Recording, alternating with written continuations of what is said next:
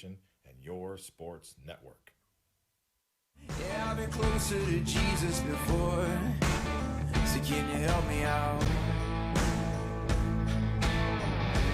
Oh, can you help me out?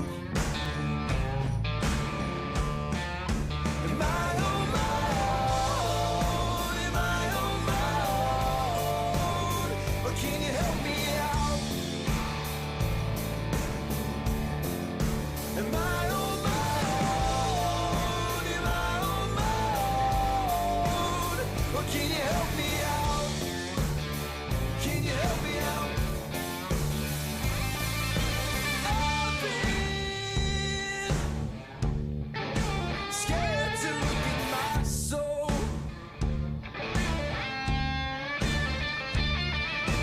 I've been afraid I would follow alone. Yeah, afraid of the things I've been told. It is an absolutely loaded Wednesday edition of Running Point on ysnlive.com. Ron Potesta with you alongside Anthony Hardwig. And It's a double stuffed Oreo Wednesday edition of Running Point. there you go. I like that. Or the double stuffed, what's the Keebler cookie that's really good that has the chocolate in the middle? Oh gosh, what the hell are those things called? I just called everything Keebler Elf. I mean, I didn't. Yeah, I didn't well, know the I mean, different names for their they're cookies. good too. So it's double stuffed edition of Running Point. I like the double stuffed Oreo. Oh, they're good. Yeah. We have John Parado coming up at about a quarter after. We're going to get into last night's somewhat controversial ending, even though I think it was a home run. But we'll hear from John. We have some baseball psychology to talk about, some unwritten rules in baseball and whether or not they have validity in today's world. Yeah, there's no validity involved in the discussions that are going on with the Rangers and the Padres. And I will say this: Jace Tingler, the Padres manager, he's a douche nozzle, and I'll just leave it at that. For Jace Tingler to basically throw his guy under the bus because God forbid he swung at a 3-0 meatball down the middle. In a 10-3 ball game in the eighth inning. Oh, you're not allowed to do that. Really? When did baseball become a trophy participating screwed up sport? Guys, this isn't the Little League, all right? This is Major League Baseball. If somebody's behind on the count 3-0, regardless of the score, and he throws a meatball down the middle, you're not going to tell a hitter, by the way, you can't swing at this meatball no matter how much you want to swing at it, knowing that you could probably hit it out of the yard if you're someone as talented as Tatis. Nope, sorry. You can't swing at this meatball thrown by a guy on 3 balls and no strikes because you can't hurt the feelings of the other team. Get the hell out of here with that crap. And I love that he stole third with a 6-run lead the next day. Yeah, now and I'm glad he did so that. good. Now, had he done that in the 7th, 8th, or 9th inning, I would have gotten down on him because that's not cool. But you do it early in the game, that's cool. With what the Rangers said, all bets are. I would do it. I would do it in the 9th inning if I was up 10. Well, I will say this. I would shove it down their throat. I will say this. Anytime that anyone plays Texas and they fall behind 3-0, smoke them. You're going to smoke them from here on out. Absolutely. They want to cry about it and throw behind their next guy. Hey, we're in your head. You give us a base, we'll score more. Yeah, Woodward he needs a bottle, burped, and get his stupid baby ass to bed because that's just garbage. But we'll hear from John Parado about that. But even Ranger fans were mad at him on Twitter. Like even the Ranger fans that always tweet about the Rangers, intelligent baseball fans are going to look at this and go, "Dude, what the heck?" I mean, here's something that professional sports, and here's something that was not really talked about. One of the reasons why the Padres wanted to score more runs, I don't know, other than Drew Pomeranz, their bullpen sucks. It's 28th in Major League Baseball in earned run average, and again, other than Drew Pomeranz, that bullpen is garbage. So yeah, and here's the other thing: what happens if the Rangers come back and win that ball game? And then people are going to be like, "Hey, you took a meatball 3-0. Yeah, you took a meatball at 3-0.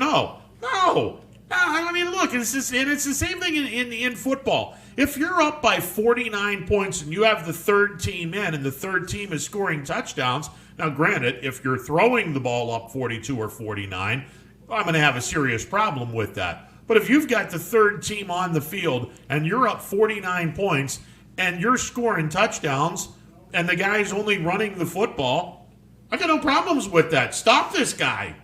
Here's another sport adage when it comes to basketball. If I have a team that has the philosophy of having a press defense, I'm not going to have my starters in with a big lead. I'm going to have my reserves in, but I'm still pressing because that's my defensive philosophy. I want to teach these kids that we're always going to get up and press. So I'm pressing. I'm not pressing with my starters, but you better believe I'm pressing with a big lead. Yeah, I kind of have a hard time with that. I don't want to send a message to my kids that we're backing off. Because once you do that, then they could have that mentality in a little bit of a closer game against a better team. Hey, we're going to back off a little bit, maybe like a 15-point lead, and all of a sudden that 15-point lead goes away like this. You teach. It's a great way to teach the young kids what to do, how to be in the right positions, and to teach your defensive philosophy. I get that, but you can also work on some other things as well. I mean, if you're up 40 and you got your second team pressing, I got a problem with that. From an outside perspective, it helps the other team too because I would rather keep competing and not back off me and be like it's a pity, like we better not press this team anymore. No, but that team has to learn how to go against the press. Sure, but you can also learn to do some other things as well. I mean, when you're blowing a team out, my whole thing is. Okay, we got all kinds of different stuff we can now work on within this blowout. But on defense, it's like, what else do you have to work on? You can throw in other kind of presses. Do it in a half court. Do like a little zone press. Yeah, like a half court zone press. Yeah, but that's what I meant. Like I'm still gonna come up and give you a lot of ball pressure. I didn't mean like. Yeah, I'm not doing full court press. Yeah, I just meant I'm not going to back off and put my kids in a 2-3 zone. I'll put it back in a half court press and see how you respond to that. But no, right. I get that. Yeah. I get that. I didn't clarify. Yeah. I'm not going to be like full court, like just trying to steal the inbound pass all the time. So we'll talk with John about the unwritten rules which I had no idea this was an unwritten rule. That to me is. Someone pulled that one out of thin air because that unwritten rule has never existed. It's funny because Woodward's like we all grew up with that. We all were raised in that. I never heard of it before. No, I'd never heard of it. I'd never heard of it, and I've been in baseball all my life. So this unwritten rule. When Johnny Bench comes out and says grand slams are good, it doesn't matter what the score is. Hit a 3-0 meatball. That's your job. He's as old school as it gets. So. Woodward and all these other douchebags that want to sit back and say, well, we have to respect other people's feelings. Screw your feelings. If you don't like giving up a grand slam home run, here's an idea. Don't throw 3 pitches out of the strike zone. And fall behind 3-0. Don't groove 1-3-0. Exactly. Groove the fastball right down the middle. Exactly. You threw an absolute meatball that had hit me all over it. I mean, of course Tatis is going to tattoo the ball. Sometimes in the muscle memory, you see a pitch that good, you forget what the score is. Exactly. Your body tells you, swing. Look, it's a half a second. If I'm up 20-0, if I'm up 20 runs and a guy throws a meatball, I'm swinging. Now, if the ball goes into the alley, I'll stop at first base, no problem. But if I swing and hit a home run, you threw the meatball. We talked about I don't see the difference between swinging at a 3-0 pitch and hitting a home run than taking your double if you hit a double. You don't take bases for granted in the MLB. So if you hit a double that should be a double and you slow down and just turn it into a single, then that's the same thing. Why are you even out there? Let's go and take your double. I mean, you're up by 20. It doesn't matter. Take your double. It doesn't matter. You didn't give up an out. Don't take bases for granted. Yeah, but you didn't give up an out. It's no difference. If you stop at first or stay at second, it's no difference. It's not like you're going to be out if you're staying at first base. I'm just going to sit back at first base. There is a difference because now you're not. If you go to second, you're taking away the possibility of a double play. Who cares? You're up by 20. But you're still playing the game, and the game says I don't want a double play, and I would take the base. That's just me. I would take the base if If I hit one in the gap and I know it's not even going to be close to a play at second, I'm taking the base. I'm not going to get aggressive and risk getting thrown out at second at that point. But if it's a sure double, I'm taking 2. All right. Especially if I need a double for the cycle. Well, see, that's being selfish then. If I need a double for the cycle, I'm taking 2. That's being selfish. If I need a triple for the cycle, that's being I'm taking 3. If you take a third base up by 10 runs, you deserve to have something thrown at you. all right. Then You absolutely deserve to have something thrown at you. I feel like it's my last at bat, so I'm probably not getting something thrown at me until tomorrow. So we'll talk with John Parado. I don't know if anyone saw the replay of Carlos Santana's home run. This kind of reminds me of a great story. Santana's home run, by the way, about 75 feet over the foul pole, or to the left of the foul pole, depending on which way you looked at this.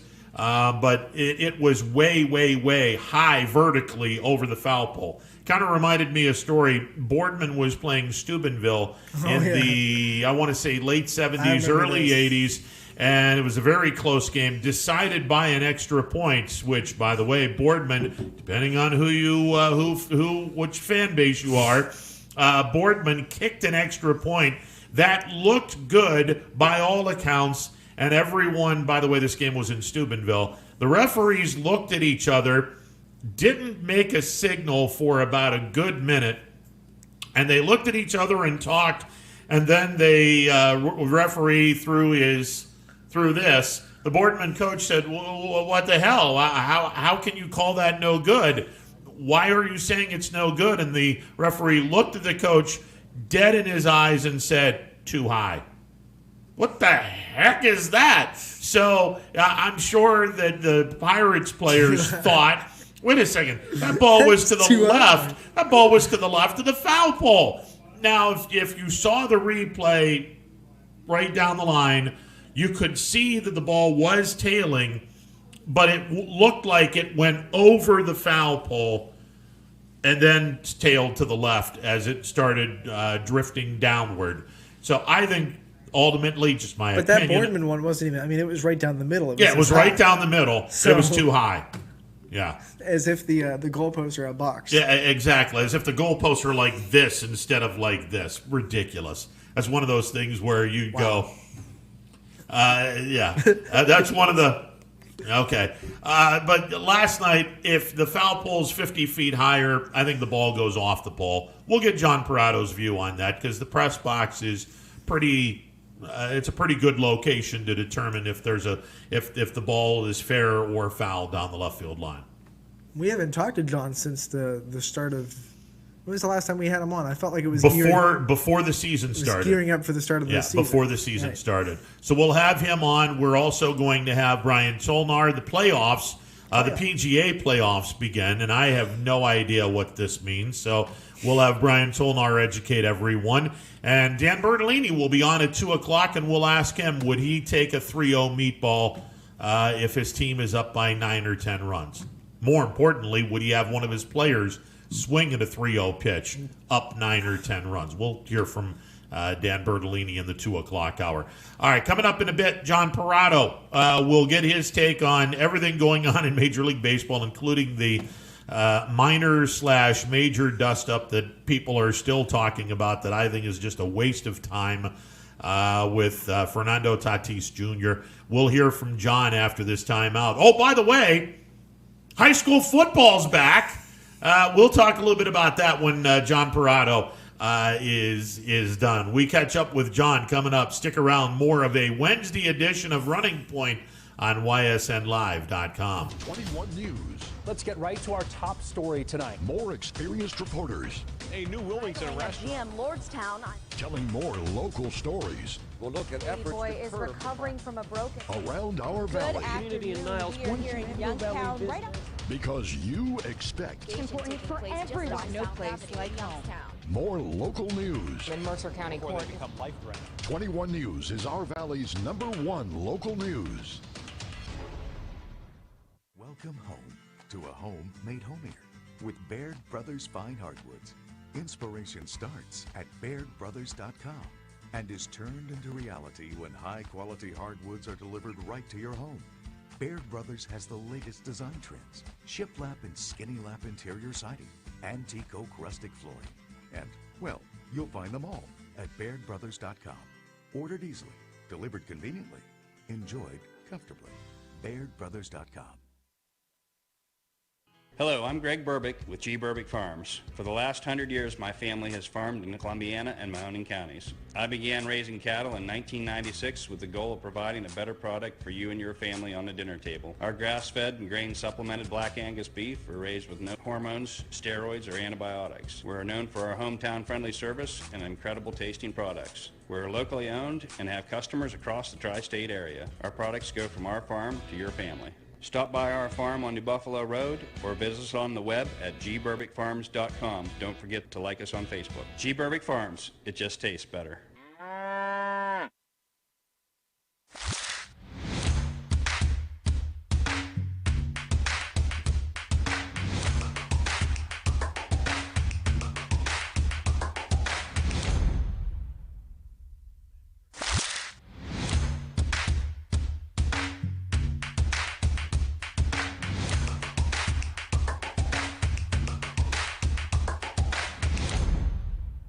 It's a Wednesday edition of Running Points on ysnlive.com. The MP Vivo Heating and Air Conditioning hotline not quite open yet, but it will be when we're done speaking with our baseball guy. One of the best in the business. He covers Major League Baseball, has for quite some time. He is John Parado, and he joins me on the MP Vivo Heating and Air Conditioning hotline. John, how are you today, sir? I'm doing good, Ron. How are you? Doing wonderful. Okay, so last night you had your regular seat in at PNC watching the Indians and the Pirates. Carlos Santana hit a home run over the foul pole in left field. It was over by a significant amount of feet. From where you were sitting, John, did it look fair or foul?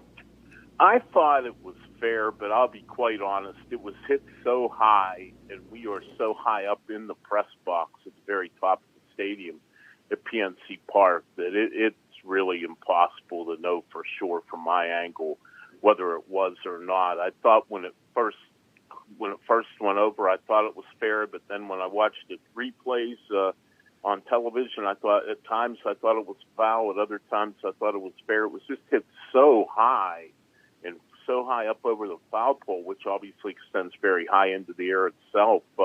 It was a tough call for the umpires. I know the Indians obviously thought that it was a home run, and the Pirates thought it wasn't. And, they reviewed it for quite a while, about 2 minutes and 35 seconds back in New York at the replay center there, and they decided to let the call stand and called it a home run. But that might be a mystery. We'll never know for sure whether it was fair or foul.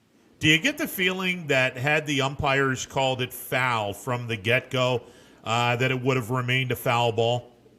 I think it probably would have. Yeah, I have to believe, the umpires see pretty much the same replays that we do on TV. And, obviously we have the TV feed in the press box. And to me, I thought it was inconclusive. I really did, and I'm not trying to be wishy-washy about it, but I didn't really have, in my mind, it was just hard to tell one way or the other. So in that case, you have to let the call on the field stand. So yeah, if they would have called it foul, then I'm sure the call would have stood that way too.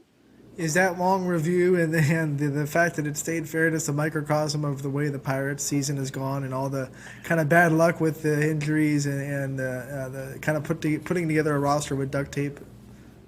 Yeah, it's just been going in, it was obvious they weren't going to be a really good team. They're lacking in talent compared to most of the other teams in the major leagues, but. On top of that, everything that could go wrong has gone wrong. They started the season with their closer, Keone Kela, on the COVID-19 list. He missed the entire summer camp, and, they have 6 pitchers who've gone on the injured list just since the season started 3.5 weeks ago. And, a team that didn't have much depth to begin with, especially pitching-wise, well, really anywhere, but in the pitching staff, could afford to lose that many pitchers to injury. So they're they're really scrambling just to fill holes in that bullpen and just fill innings. And it's become obvious now that that it's just going to be a really, really long season. They're almost a third of the way through. They're 4-15, and I think probably for the Pirates, the best thing now is just to go into evaluation mode and see who they think can be part of the future and who can't be. It doesn't help when you have Frazier hitting below 200, Reynolds below 200, Josh Bell is only hitting 205. A third of your lineup, and all three of them are hitting below standards. That's not helping matters, John. No, it's not. Their offense really has struggled to score runs all year for the most part. And you're right. I mean, those are three guys you're counting on, and especially Bell and Reynolds. You make a pretty strong case they're your two best hitters on the team. And, Bell hasn't hit for power either. Reynolds hasn't hit for power. And, when you have your big guns like that in the middle of the order, your number 3, your number 5 hitter with Bell and Reynolds in particular, and Frazier, of course, the leadoff hitter, when you have all three of those guys struggling, it's going to end up being the way it is, which is a team struggling to score runs and win games. John, is there any temptation by the organization to have Ke'Bryan Hayes called up, move Colin Moran over at first, and have Josh Bell be the DH for a while? I'm not so sure that what this new regime thinks of Ke'Bryan Hayes. I mean, I know he's been highly regarded by, a lot of the prospect mavens, Baseball America, MLB Pipeline, those type of publications and websites. But, Ron, you look at it last year, he only hit 262 with 10 home runs in AAA, and that's not much production for a former infielder. And, it's hard to tell. I mean, there's no information or no minor league games this year.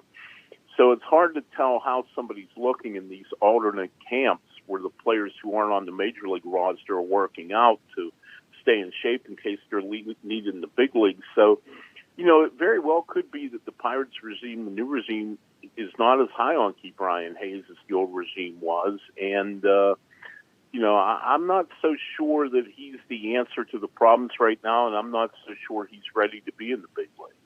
Let me ask you, John. I mean, the guys that are working out, and the Pirates have their workout facilities in their AA home in Altoona, which is about 75, 80 miles due east of Pittsburgh. And everyone has their own camp, and nobody is really playing any games. I mean, it's more inter-squad games more than anything else. John, would it help the process if Major League Baseball allowed these guys in their minor league facilities to schedule some games with some teams close to them? I mean, for example, the Indians' AA affiliate is Akron, which is in the same league as Altoona. How come the Indians' developmental kids can't go to Altoona, or the Pittsburgh kids from Altoona moving over to Akron for a day and having a few games? I don't understand why Major League Baseball is pigeonholing these guys to essentially work out on their own instead of playing games. I really don't have an answer for you, Ron. I'm not so sure why they're doing this either. I know talking to some general managers, I don't want to know frustration's the right word, but that's probably one of their areas of concern is, you only have 30 guys in these other camps, and some teams don't even have quite that many. So you can't really even play a true inter-squad game. You're more like simulated games and things like that, live batting practices. Why they have not decided to play against each other, I really don't know. I haven't heard a reason for that from Major League Baseball, but it certainly would make sense to at least play a few exhibition games, you would think, between these camp teams, just to try to keep them a little more sharp and get a little more experience. John Parado is our guest on the MP Vivo Heating and Air Conditioning Hotline. John has been covering Major League Baseball for a long, long time. Now, John, you and I are about the same age, and I don't know about you, but I have never seen this unwritten rule of you can't hit a 3-0 pitch when your team is up by 7 runs in the 8th inning. Is it just me, or have you heard of this rule? No, I mean, it's much ado about nothing, this whole Fernando Tatis thing. I don't understand where the Rangers were coming from and the manager, Chris Woodward, and I think a lot of people in the Rangers organization don't understand where Chris Woodward was coming from either.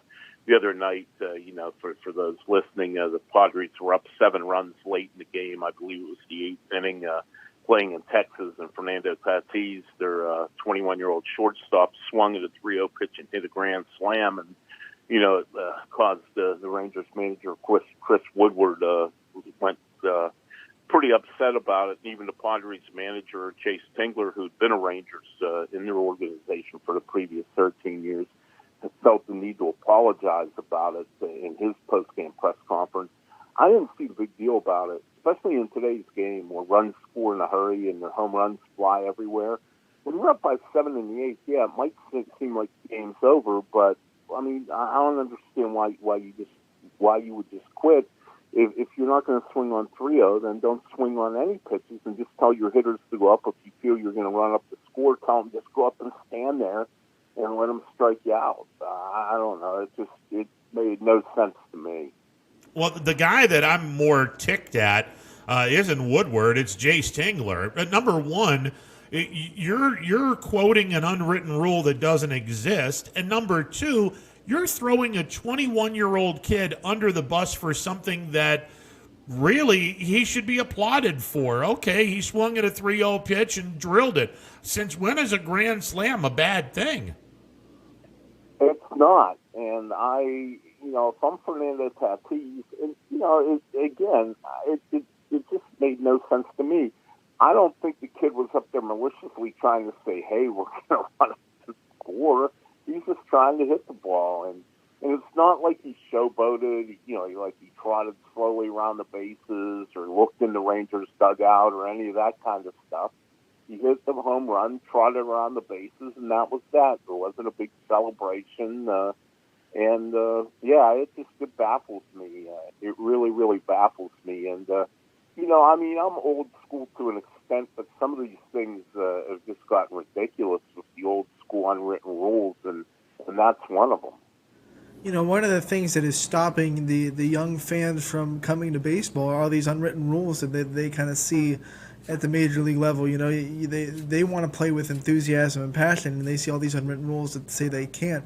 And now they're looking, they say, what, there's another unwritten rule now? Do you think this hurts the movement to bring youth into baseball even more, another unwritten rule? Yeah, I think it does. I mean, I don't want the day to come where guys are dancing around the bases when they hit a home run and taking 2 minutes to trot around them. But I think players should be allowed to show their enthusiasm, show their personality. And, I agree. It's stayed, I guess would be the word, baseball. And I think a lot of young people think that it's an old-fashioned game that it hasn't stayed up with the times, and they're really not interested in it because of that. And like you say, that's just another example of things like that turning the young people off of the game.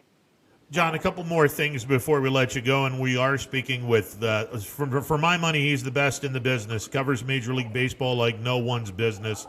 John Parado joining us on the MP Vivo Heating and Air Conditioning Hotline. John, no Tito in this series, and I know you cover the Pirates, but you have covered the Indians for quite some time as well. Would it surprise you if Tito, after this this procedure that he's doing, would it surprise you if he said, look, guys, I'm bowing out and I'll just see you next year? I think it's a possibility.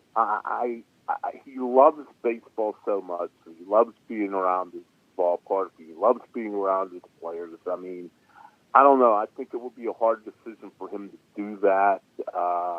I think it might make sense from a common sense standpoint with the medical issues he's had to just bow out for the year. But I just think he loves it so much, and it truly is, rightly or wrongly, it's his life. It is his entire life, baseball, and that team, especially that team, the Indians, that I think if he can come back, he will come back this year. But, I'll kind of cross the line a little bit from reporter. I mean, Terry's a friend of mine, too. mean, I've known him for a long time, and I consider him a friend, and I just hope he's okay, because I know how much he's given to the game and how many health problems he's had. And I really hope that he doesn't sacrifice his health to get back to the manager's chair too soon. And, it'll be interesting. I know he's chomping at the bit to get back. And, hopefully everything goes okay. He can get back, but get back safely and not jeopardize his health when he does come back. Well said. Well said indeed. Okay, final question. Trade deadline is 13 days away. Given what the Indians have been through with Plesac and Clevenger, do one, both, or none of these guys get traded? And are the Pirates going to trade off some good assets, a.k.a. Josh Bell, and maybe a couple of other pieces, and just do a complete rebuild from here on out? I think the Indians, Plesac and Clevenger will stay. I think the Indians really handled this well by sending them to their satellite camp, their alternate camp, whatever you want to call it. It's obviously a form of punishment, but also they're two talented young pitchers. And even though their teammates are mad at them right now, they've been popular players in the clubhouse in the past. And I don't think, my understanding, talking to some Indian people, is this isn't a relationship that's fractured beyond repair. They feel it can be fixed. A little time away from both of them to let the situation cool down will help. As far as the Pirates, they have a new GM this year in Ben Cherington. They have new club president in Travis Williams. They have a new manager in Derek Shelton. They're not wedded to these players. These weren't their players. These were Neil Huntington's players, Glenn Hurdle's players, Frank Coonley's players. So I think they'll listen to anybody and everybody. Whether they trade Josh Bell, I don't know about that. They may wait to the winter and see if they can get a better haul then than they would now. But, I think they'll listen on anyone. And if they don't start making big changes at the end of this month at the trading deadline, I think it'll be over the winter for sure.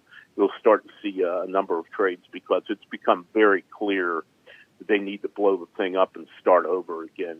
Even though it's just been 19 games in a 60-game season, it's very obvious they lack the talent to contend anytime soon. Hey, just out of curiosity, where are the baseball winter meetings this year? They are in Dallas at the Anatole Hotel, and it'll be interesting to see how that will come off if we still have the coronavirus, COVID-19 restrictions into early December when the winter meetings are scheduled for.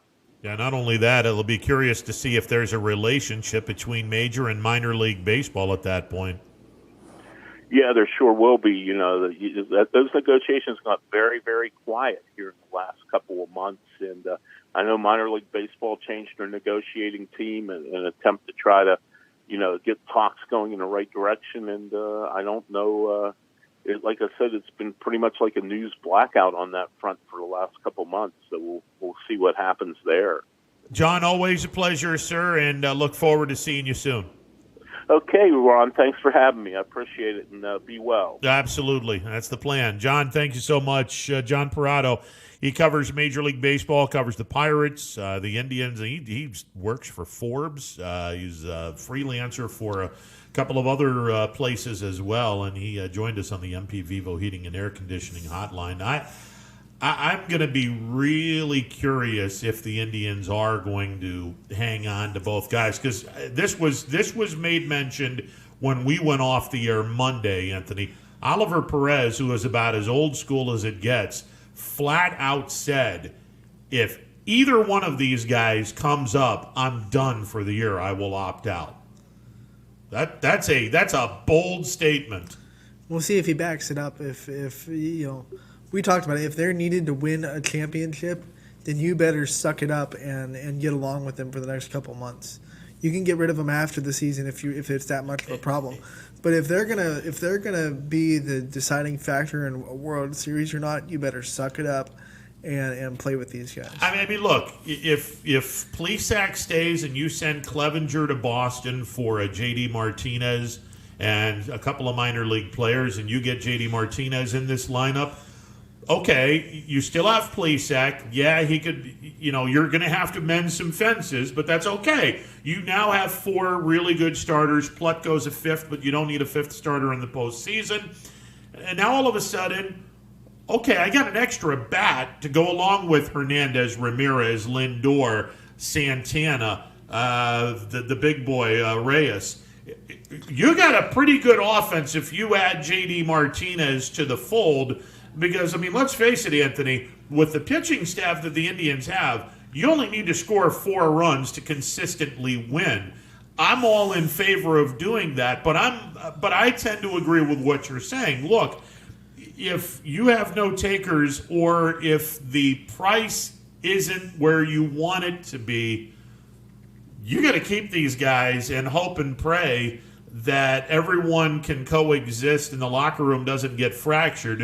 And you know, if they don't win a championship, or even if they do win a championship, but the problem is still there, you can get rid of them in the offseason. Yeah, you got to have a big boy conversation and just be like, guys, your job is to go win a World Series, and these guys help us do it, period. Yeah. That's it. I mean, you're getting paid a lot of money, so you got to put your egos aside, play with these guys for a couple months. If it's still a big problem after we win a World Series, if that euphoria doesn't take it away, then we'll listen to offers in the offseason. But I think they're going to need – I feel like they're going to need Clevenger more than they need Plesac to win a World Series. Well, again, if you can get a proven commodity on offense, along with a couple of minor leaguers, for a Clevenger, I'm fine with that. And then, you know, there's always that thing. You're taking the risk because the guy doesn't always translate right into your lineup. And that's true. That's the other thing. I mean, it's if you bring in a J.D. Martinez, this is the same J.D. Martinez that's hitting under 230 in Boston. So, you know, you don't know if you're going to get the J.D. Martinez of 30-plus homers, 100-plus RBIs a year. The J.D. Martinez that haunted the Indians for such a long time in Detroit. Oof. He and Miggy. Then they had the other Martinez, Victor, right? They were both in Detroit. They were both mashing right behind each other. Yeah, exactly. And then you had Miggy and right? Oh God, they're Detroit owned Cleveland. Detroit had in the a good early line, and Castellanos is a good hitter too. Yep. And he's still there, I think. No, he's in Atlanta. He's in Atlanta. Well, he's nowhere right now. He bowed out. Okay. This year, but he was in Atlanta. Right. So, yeah, Nicholas Castellanos he's a stud. Someone just played in the Reds lineup, and I thought. Oh no, he's a Red. He's a Red. Yeah, he's a Red. He's not a Brave. Ron. Hello, Jesus. No, he's a Cincinnati Red. Yeah, he plays for the Reds. Yeah. And he didn't opt out. He's Earth to Ron. Yeah. It's this was. Yeah, come on, Ron. Jeez. Yeah, Nicholas Castellanos is a Cincinnati Red. Good God, good Ron. Good hitter. Yes, he is. He can hit to any part of the park. He's got power. He's good. Yeah, yes, he is. Now, let me ask you. A Clevenger-Bauer reunion, and you send Clevenger to Cincinnati for Castellanos and one of their minor leaguers? Maybe. You know, Reds might not be in contention by then. I mean, they're straddling that fence. I'm just saying. If I can get a hitter like a Castellanos who doesn't really cost the Indians all that much money. He's more of a good bet to come on and not be one of those guys that you have to worry about producing, because he's one of those guys that can hit it anywhere in the ballpark. You know, his spray chart's everywhere. He's a professional hitter. So he's not. I mean, he can hit you home runs, but he's not trying to pull the ball, hit home runs every time. No, he'll hit anywhere, any place, anytime. Right. It's one of the reasons why I like him. And again, put him in that lineup. Now the lineup becomes even more lethal, 1 through 6 or 1 through 7. Get Domingo out of there. Well, yeah, Domingo is Domingo's going to be Domingon pretty soon. That's he's just not good. Not good. I expected more for sure. All right, 330-886-0813. The MP Vivo Heating and Air Conditioning Hotline is open. We got some news. Well, I think everyone knows high school football is back, but we have news related to high school football coming back. We'll share with that some personal news as well. We'll share with that and all kinds of other stuff. It is a Wednesday edition of Running Point on ysnlive.com. The details. Baird Brothers Fine Hardwoods is one fine ride. Perfect cornering, superb handling, sporty and stylish, power to spare, plus awesome mileage. Yeah, jaw-droppingly beautiful lines and well appointed with luxurious trim. Put more oomph in your life.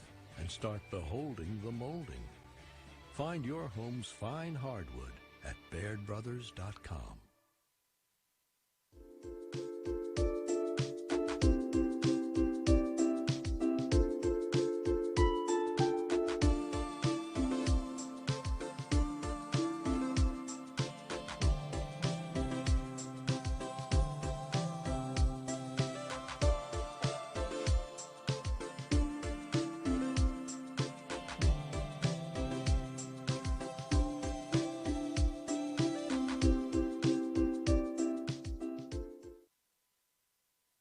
Storm season. I think we're under the gun for some heavy storms over the next couple of hours. And Storm Tracker 21 is ready. This is probably the one we're keeping a closer eye on. On air.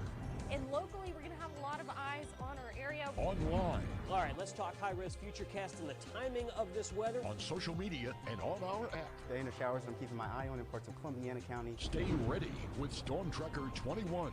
The severe weather threat now through around sunset this evening. Hi everyone, this is DJ Yoakley with Your Sports Network. We appreciate your support of YSN and welcome you to the YSN family. Our broadcast streams are brought to you live at no cost to you by sponsors that are local to this community. Without the vision and generosity of our sponsors and partners, we would not be able to bring this game to you today. So please support the great businesses and leaders that are making this game possible. And if you're a business in need of great advertising and sponsorship opportunities, feel free to head over to our site for more information on the right fit for you. We are local, we are loyal, and we are live. We are YSN. It's a Wednesday edition of Running Points on YSNLive.com. Ron Potesta with you alongside Anthony Hardwig, who puts the headphones on. Big news. Of course, everyone knows by now, unless, of course, you're just waking up from a long slumber. Long slumber, to which I will say, good morning, Rumpelstiltskin. How are you? And number two, high school football is back. Governor DeWine, a.k.a. Commander Milquetoast, all sports, has given the green light on all competitive or contact fall sports. Still a note that it's up to a school district. Any school district can still decide to not have sports if that's their prerogative. Yeah, if they're comfortable or move or uncomfortable. sports to the spring. He said that's all there up to the school if they want to do that, and it'll be interesting to see. There are some schools that have already decided to go online only, and the whole debate yesterday on YSN was, if you're not letting kids go to school online, can you have athletics?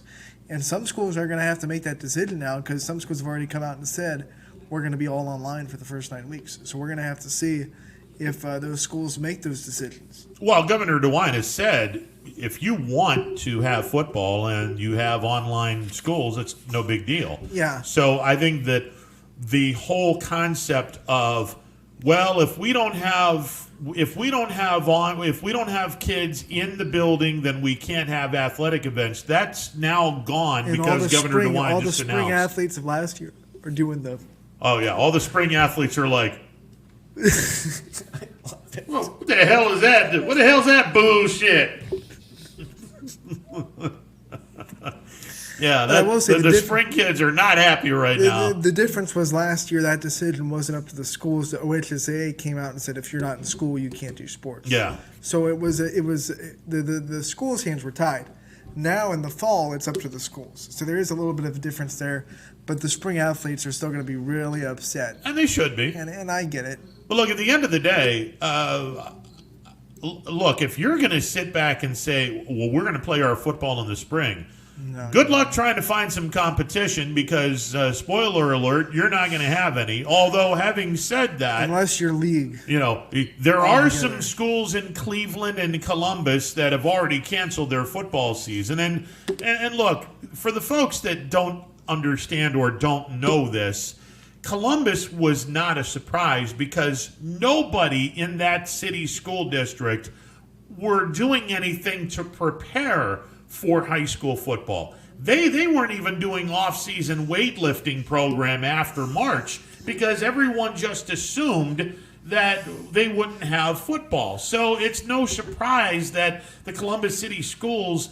shut down because they weren't doing anything. Right. So now if they want to play football in the spring, Anthony, here's the argument, and we talked about this with college football. With all due respect to YSU and Division III, okay, you're going to play football in the spring. Man, that's a tough sell if you're expecting them to do a quick turnaround. Yeah, the only thing you can say is I don't know what the FCS is going to do. I don't know if they're going to have their playoffs in the spring. I don't know how that's going to work. They're talking about it. Because that'll be a full season.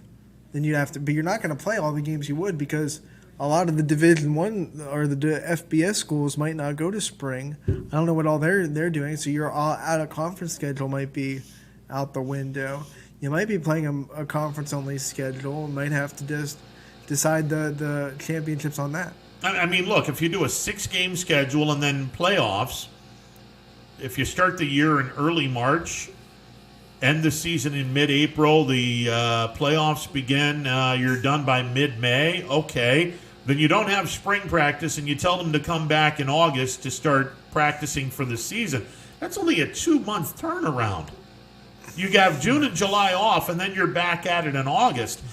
Man, that's a tough sell. Yeah, you're going to have, I don't know, maybe push the start of the next 2021 season back a couple weeks, maybe. I mean, that's the only thing I would think of that you could do.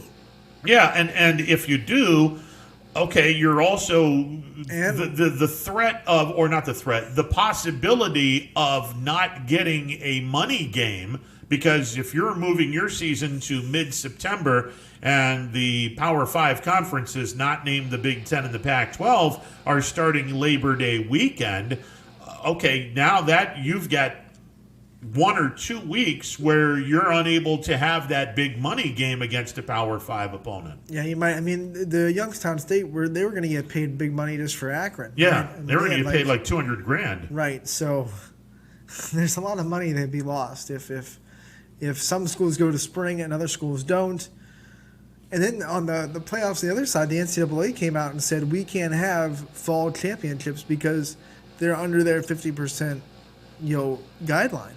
So the teams that are playing in the fall, there's not going to my understanding, there's not going to be an NCAA tournament. Yeah, you can win your league, but you can't win a national championship that affects because football, right? I mean, well, no, it doesn't affect football.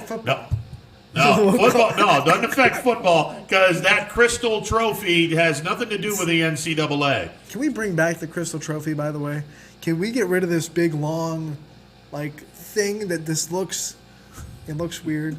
The thing from the Addams Family where it's going to go. I'm not going to say exactly what it looks like on air, but it doesn't look right. Yeah. I don't like the trophy they have now. I want a trophy that looks like Cousin It. Let's bring back the crystal ball. Because that was awesome. Yeah, the crystal ball is phenomenal. But no, the trophy, that tournament is not sanctioned by the NCAA. So the national playoffs will go on. It's just not going to go on without the Big Ten and the Pac-12. But your other fall sports will not have tournaments. No, they will not. Now, isn't it interesting that Ohio State, Michigan, Penn State, Nebraska, Iowa, and I believe one other team has joined by saying, hey, this isn't a good idea. We want to play football. Well, you had your chance, and y'all voted 12-2 against playing football this fall. Yeah, they like I said before, they banked on the other Power 5 conferences following suit, and they didn't. And now they're gonna sit there and they have to swallow their pride and do it because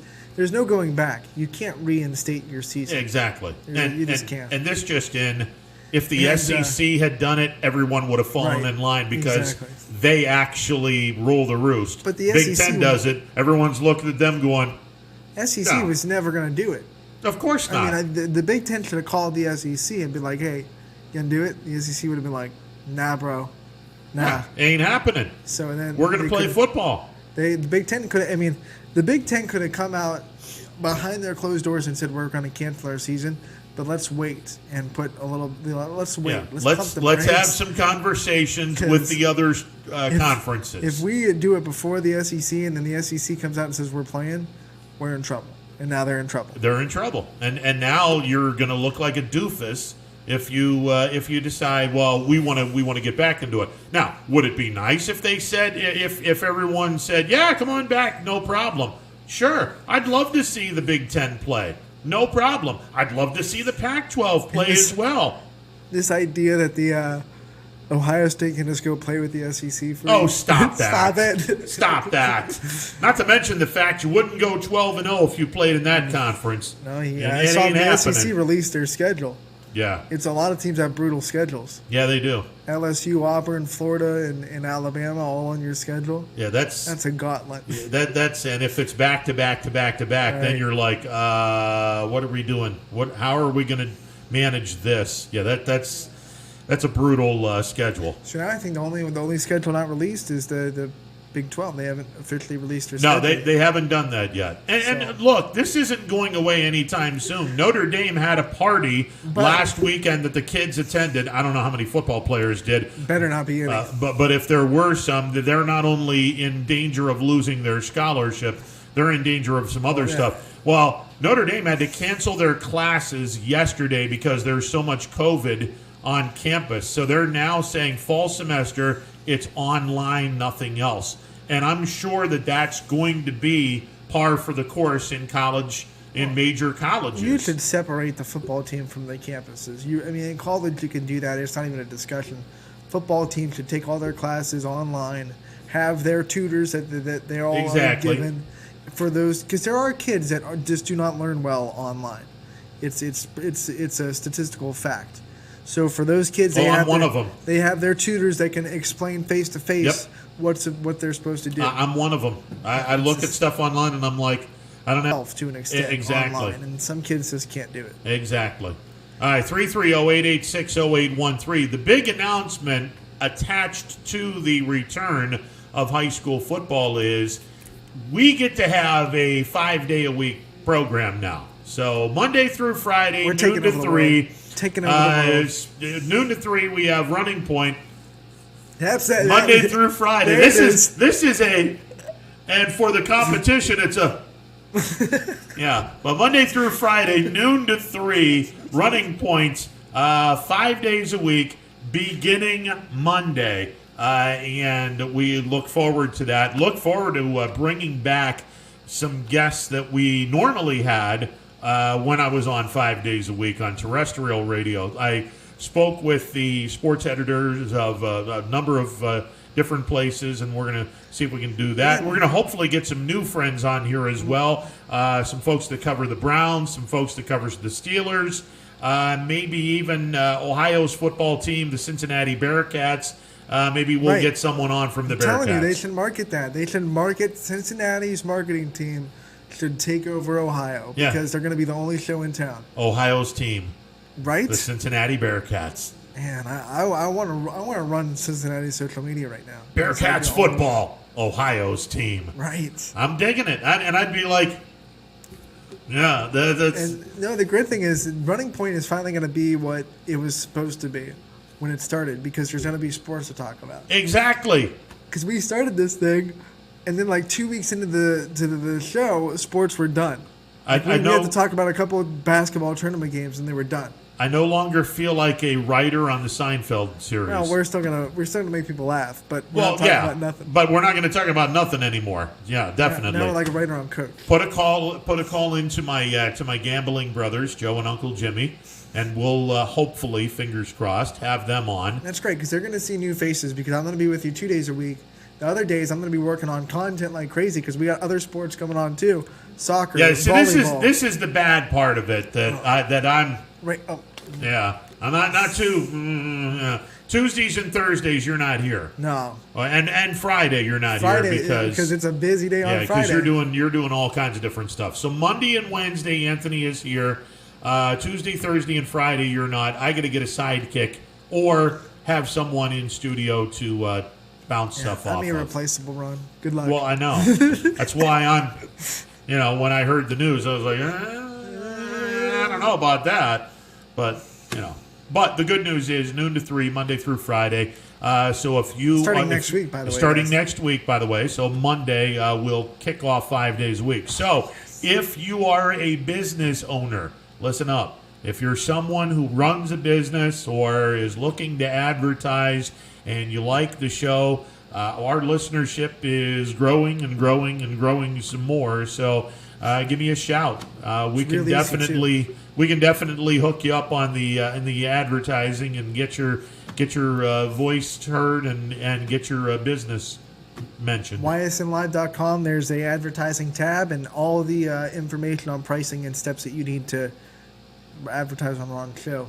Yeah, you get absolutely. your logo spinning around for 3 hours. I mean, there's nothing like it. Yeah, see, like the logo here, Right Joe there. Dickey Electric, underneath the MP Vivo Heating and Air Conditioning hotline, which we thank them for sponsoring the phone line. It's now the MP Vivo Heating and Air Conditioning Let's hotline. get some new commercials, you know, too. Nightline embroidery and screen print just flipped up. So, you know, you can have your logo, iSynergy. You can have your logo up there. If you want to run some commercials, we can have you do that as well. It's easy to advertise. And again, just say you want to advertise on my show or YSN in general, or hey, we got plenty of football commercials to be sold because Governor DeWine decided, we're going to do football yesterday. All those schools, man. So 55 teams in the year. No, we have. I think it's what is it? 53. We got how many teams do we have?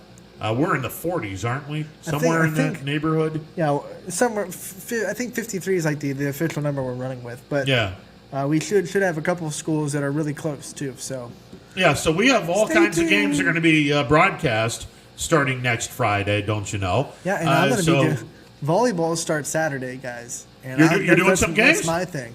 So I'm going to be at 4 different places from Saturday, Monday, Tuesday, Wednesday. So volleyball and YSN coming back too. Let's go. So are you broadcasting those games? Yeah. Yeah, there you go. Yeah. Let's So do it. that's worthy of that.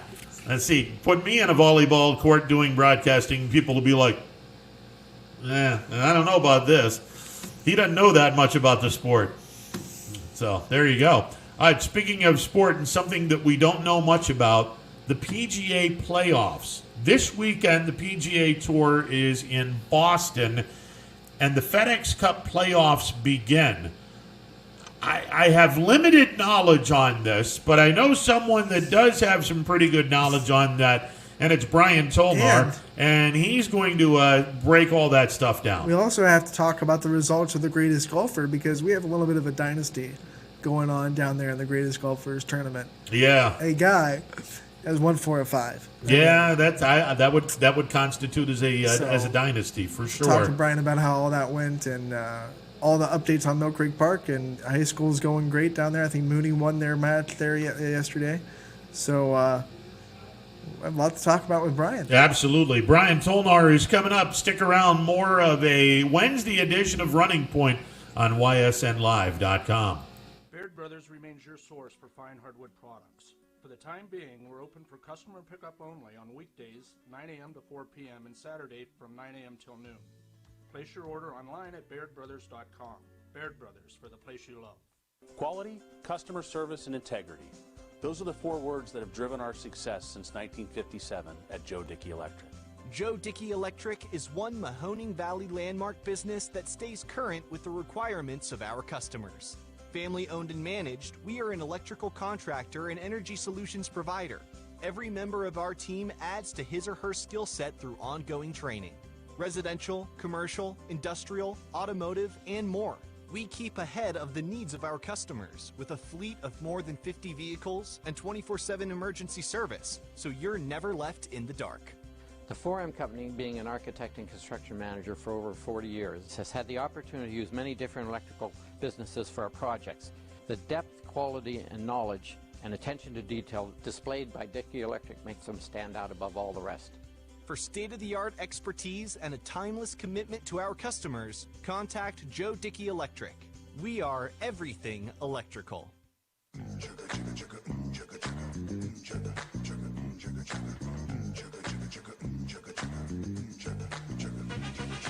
Friday night, it's fresh limousine. I'm feeling pretty good about myself, living the dream. Platform shoes, strut down the street. It's gonna get hot in here, I hope you can handle the heat. 1, 2, 3, 4, everybody get down.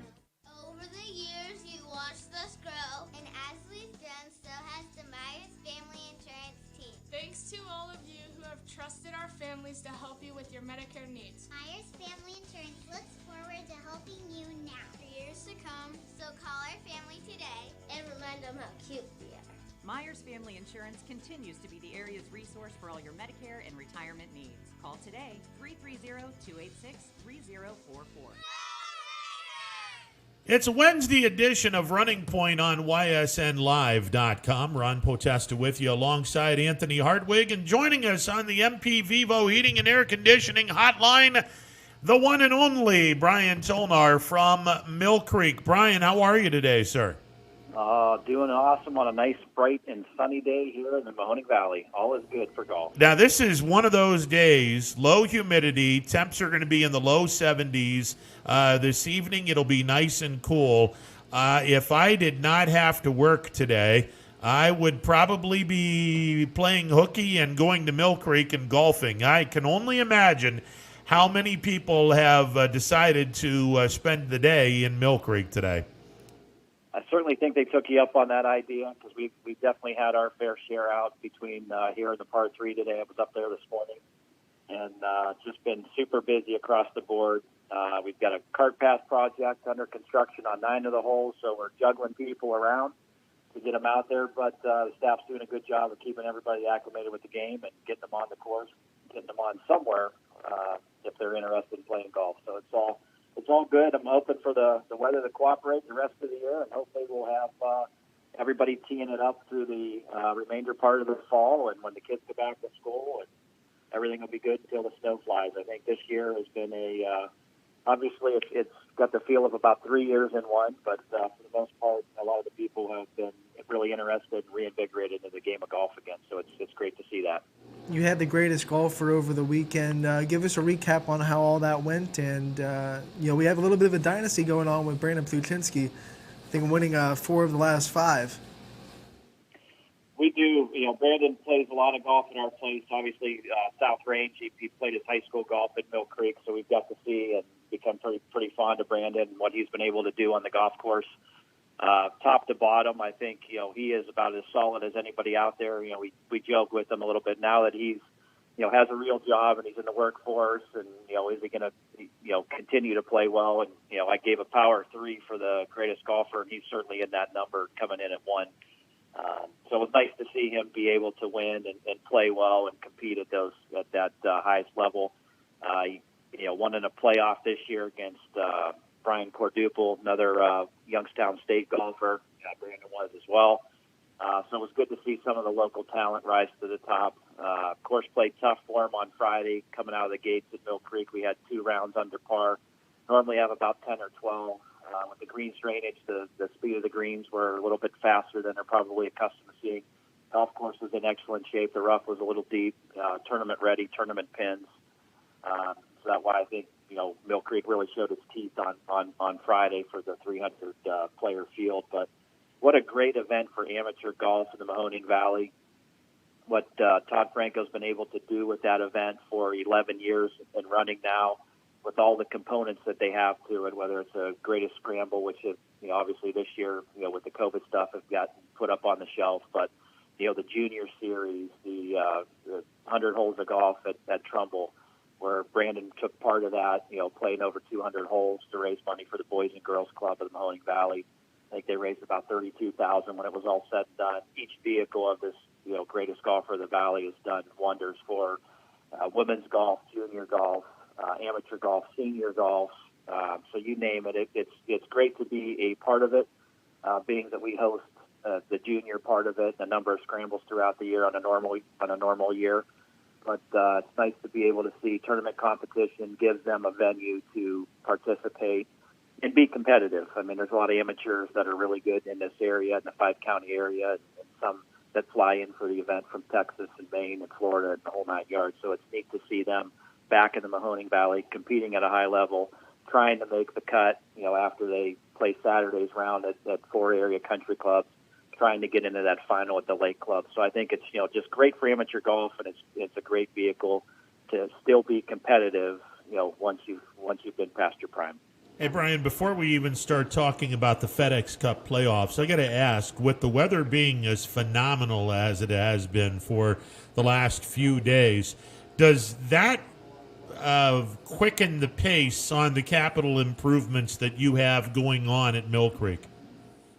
It's funny you mentioned that because we were talking with the contractors after the end of the day yesterday for what should be about a 2-week project, Monday through Friday from 5 a.m. till about 3:30 in the afternoon, and then we're obviously getting some league play out there afterwards. Shut down one night at a time, and because the weather's been so great, they're actually about 2 or 3 days ahead of schedule, and I think that they'll probably end up starting with the first layer of blacktop tomorrow. They've got all the stones, they got all the aggregate down, they've got everything rolled.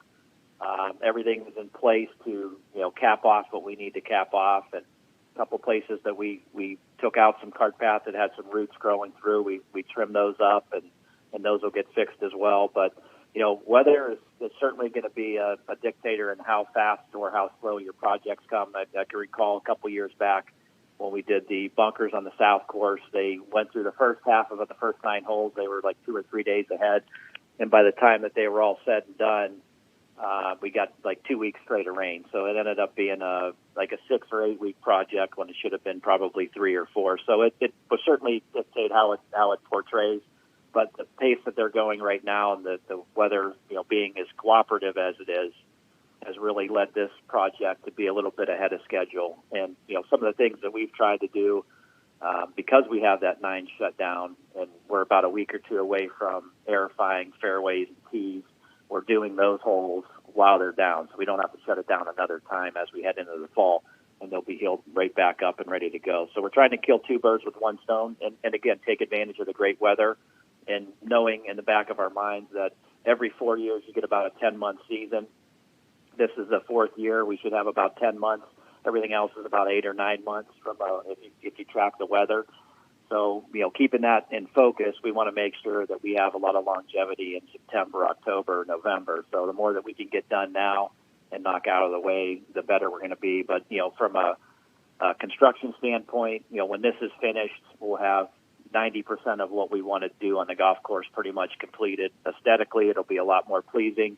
And in the fall, if we do get some poor weather, we can go to cart path only, and we have some nice paths for the customers and patrons to ride on, which is long overdue. They started this project in 2000 or 2001 and never finished it. And it's finally coming to fruition now in 2020. So we're super excited. And now that we kind of get into the FedEx Cup playoffs, can you give us like a 101 class on the FedEx Cup playoffs and how it's run and what to expect during it? You got it. The Cliff Notes on the FedEx Cup, it has changed and evolved like everything does throughout the course of time since it started. More recently, in the last probably 2 or 3 years, they went down to a 4-week playoff series where they would play 3 straight, take a week off, and then come back for the final. Now the players basically wanted to do 3 weeks in a row, and that just be it. So they went from 125 players to 100 to 70 to 30. They basically eliminated one of those steps. So we're going to start out this week with 125 of the world's best playing, obviously the high level, and they're going to make a cut after this event's over. The top 70 in points will make it into that BMW Championship, which is the one right after the Northern Trust, which is this week. And then they'll go from 70 down to the top 30, which will be in the Coca-Cola Tour Championship 3 weeks from now. And I could see some of it. Players are on the road quite a bit. You've got the WGC events, you've got the PGA Championship, and you've got these 4 straight weeks that you're on the road with the other 3 weeks that you had before. Because before you had Firestone, you had the PGA Championship, and then you went right into the FedEx Cup playoffs. So players were on the road for 7-8 weeks at a time. They wanted to be able to go home, rest a little bit, get back on the road, and do these playoffs in a 3-week format. And I think that they've really won in how everything is laid out. Certainly this year it's sort of an advantage because of the season so crammed into the back half of the year. I mean, great from a spectator standpoint, where you're going to see some very highly competitive golf with the world's best from here all the way through Augusta in the month of November. So, I mean, that's what, as a fan, you're excited about. But, as you're in these, top 125, you start looking at the list and see where guys are, and they're jockeying for position. Now, if you look at, say, 100 to 125, anywhere in that grouping of players really need to make a win this week or a second or third place finish to even get into that next round. where you're 70 through 100, they're just looking for a top 5, a top 10, maybe getting some help from some other players not playing well. Your middle 30 through 70, a lot of popular names in there, looking for top 10s, top 20s. And then at the top, the first 10, I would say, is going to be your FedEx Cup champion. They're going to come out of that, unless somebody does something crazy and wins 2 of the 3, or the last 3. You really have to make up a lot of points. So really, the top 10 control their destiny. If they win one of those events, they're probably going to win the FedEx Cup. And the top 3, if they win one of those, they're going to go on and do what they need to do to get that championship, even with the reset of points. So it's going to be exciting. You've got Justin Thomas coming in at number 1. You got John Ron at number 10 to round out your top 10. In the middle, you got Morikawa, you got Simpson, DeChambeau, Sungjae In, Patrick Reed, Daniel Berger, Rory McIlroy, and Brandon Todd. So you've got those guys really just trying to be steady and play consistent for 3 straight weeks on tour. And then you look at the bottom where you've got Victor Hovland at 28, Ryan Palmer at 29, Gary Woodland at 33, Patrick Cantlay at 32. So they're fighting to get into that top 30, because ultimately you want to be in that last event to give yourself an opportunity. And then your middle of the pack, like I said, there's some huge names: Phil Mickelson, Bubba Watson, Matt Kuchar, Jason Day, that really have to do something and be in the top 5 2 or 3 weeks in a row to really make that final. And then the rest of the players are really just jockeying.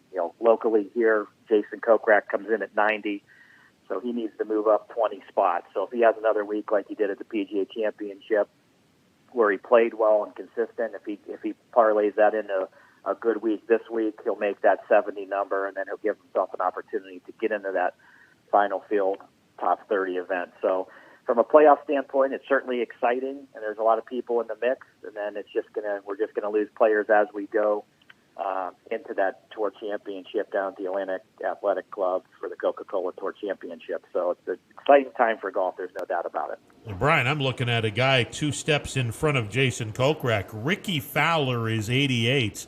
Boy, he's had an off year this year, but if Ricky Fowler wants to play golf next week, like Jason Kokrak, he's probably going to have a top 5-ish type of finish in order for him to advance to the next round.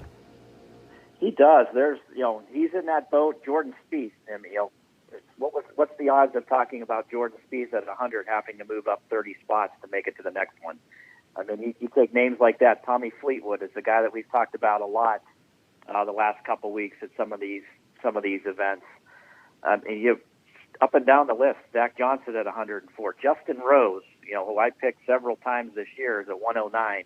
He almost has to win to make it up there. I mean, he needs a lot of help if he finishes in the top 5 to get into that 70 and up. But I mean, there's a lot of really good names that are on the gray area right now, and a lot of good names are going to be on the outside looking in as we head into that BMW Championship a week from now. But I mean, top to bottom, this is probably a head scratcher for some guys. I mean, Jason Day is one of those guys at 45.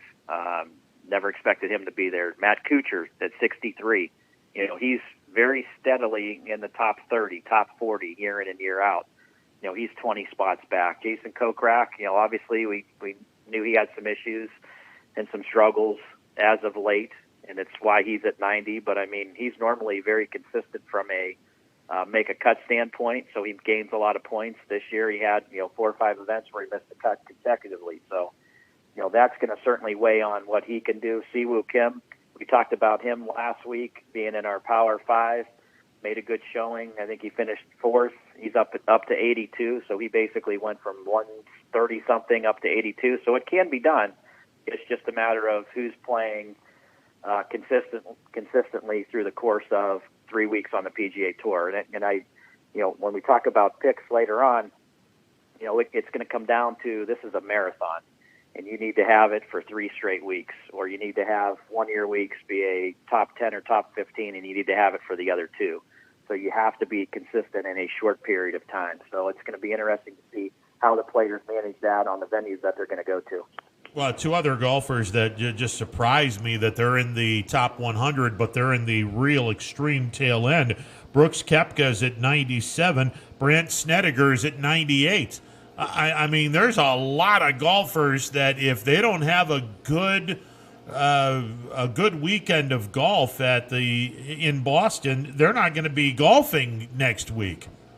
Not only do they have to have a good weekend, they have to make the cut. They miss the cut, they're gone. I mean, because you get 0 points, so you're not making it out of there, and you don't want to. If you're on that 65 to 70 and you miss the cut, a lot of people got to do something to help you out or move you out. So I mean, those guys are going to be sitting on pins and needles, seeing if someone's having a good round, and it's always funny to watch these events in the playoffs because they give you their position in the tournament and their current position in the FedEx Cup, and those go up and down just about every hole that they play. So I mean, guys like Snedeker, guys like Ryan Moore, Ryan Armour, Brooks Koepka, Louis Oosthuizen, you have to have a good week to number one, make the cut. The first 2 days, you've got to get off to a hot start and give yourself some momentum just so you're assured some points going forward, because if you don't, it's not going to work out very well for you. Brian Tolnar is our guest. All right, let's talk about the Northern Trust at TPC Boston. Tell us a little bit about this golf course. TPC Boston, originally designed in 1967 by Arnold Palmer. And if you had an opportunity to play any of his golf courses, they're known for being high risk, high reward. They'll give you some par fours you can shoot for. They'll give you some par fives that are reachable. Gil Hanse came in 2007 and basically did a redesign. Really kept a lot of the holes that Arnold put in there in the 60s and, tried to keep it to where it stayed high risk, high reward. And he did a nice job of it. Probably one of the few redesigns that I really like, that they kept it the way that it was intended to be. They lengthened a couple holes to make it PGA Tour worthy. But just a fun venue to watch an event on. Very generous fairways, big greens. Three of the four par fives this week are reachable by about everybody in the field. Par threes have some teeth to them. There's 3 of them that are over 200 yards. Par fours are ho-hum. You can get it close to some of them. Like I said, they're high risk. You can drive it up there, or you can get it relatively close to the green. 73.42 is the yardage this week. It is a par 71, so we're thinking about a 14, 15, 16 under week. Number 18, obviously, a pivotal hole on this venue, being a par 5, reachable at 530 from the back tees. Has a creek that runs up there, high risk, high reward. Definitely comes into play. So, I mean, an eagle is definitely obtainable if you need it late on Sunday afternoon or you need it on Thursday to make the cut. Just a great venue for golf. And, this is an event that rotates between New York City, Liberty National, and TPC of Boston every other year. So we've got some history there, not as in-depth as we normally would, dating back to about 2015, 16. However, they had some tournaments there, just not the Northern Trust. This used to be the Barclays event. Most of you guys are familiar with that. But just a great venue to watch on TV. It'll be exciting because you're going to see some nice numbers coming home. So, between that and, a couple reachable par fours, like number 4 coming in at 298, a lot of players will go for that. So it gives you some easy birdies and some obtainable eagles throughout the course of the week. You say it's high risk, high reward, and that got me thinking the players that are in the top 10 for the FedEx Cup, it's a marathon, not a sprint. Do you think they'll be willing to take those high risks to win, to win, or do you think they'll kind of play it safe and maybe not be as aggressive as they normally would in a normal, tournament? I think those guys, for at least the first event, where you're just trying to get some momentum created for the 3 weeks on the PGA Tour, you're really playing a little bit more conservative. You're not going to take too many risks because you don't have to, just because of where you stand in the point standings, and knowing if you're in the top 10 going into that final event, you've got a really good chance of winning the whole thing. I mean, over these next course of 3 weeks, they're playing for $50 million, and another 15 goes into this annuity for the players in addition to what he wins each week, and then at the end. Plus, they have a payout of where you finish on the final FedEx Cup points list that after everything's all wrapped up. So, I mean, there's some serious money. So I think for them, they're definitely going to play a little bit more conservative, especially in the top 5, top 10. I think the guys that are 11 to 30 could be in that that zone 2 because you want to stay in that 30 to make it to that final event. But I think everybody else has to take risks, has to take, some opportunities from like 36, 40 down, where you got to be a little bit more aggressive because you need to make up some ground. And you make an eagle or two, every other round that you're playing there, you're definitely going to gain some ground and where you finish at the end of the tournament week. So there's plenty of opportunity to do that. And what I like about the high risk, high reward holes is they're par 5s. So the damage, if you were to knock it in the water or you were to knock it in a hazard, they still have an opportunity to get it up and down and make par. Where, if you go for a drivable par 4 and it's guarded by water, you knock it in the water, you're going to guarantee yourself making a big number. Here, the risk isn't quite as elevated. So I think you're going to see a lot of players go for all of those par 5s. And you may even see a couple in the top 10 as well. I mean, John Rahm coming in at 10 certainly wants to move his position because really the top 3, if you win one of these events and you're in the top 3, you're probably going to win the whole thing. So he's going to try to get up a couple spots. So there is definitely some incentive to gradually go up there. But, top 10 could be playing conservative in some spots. There's no doubt about it. Brian, let's hear your top 5 and who to look for this week at the Northern Trust.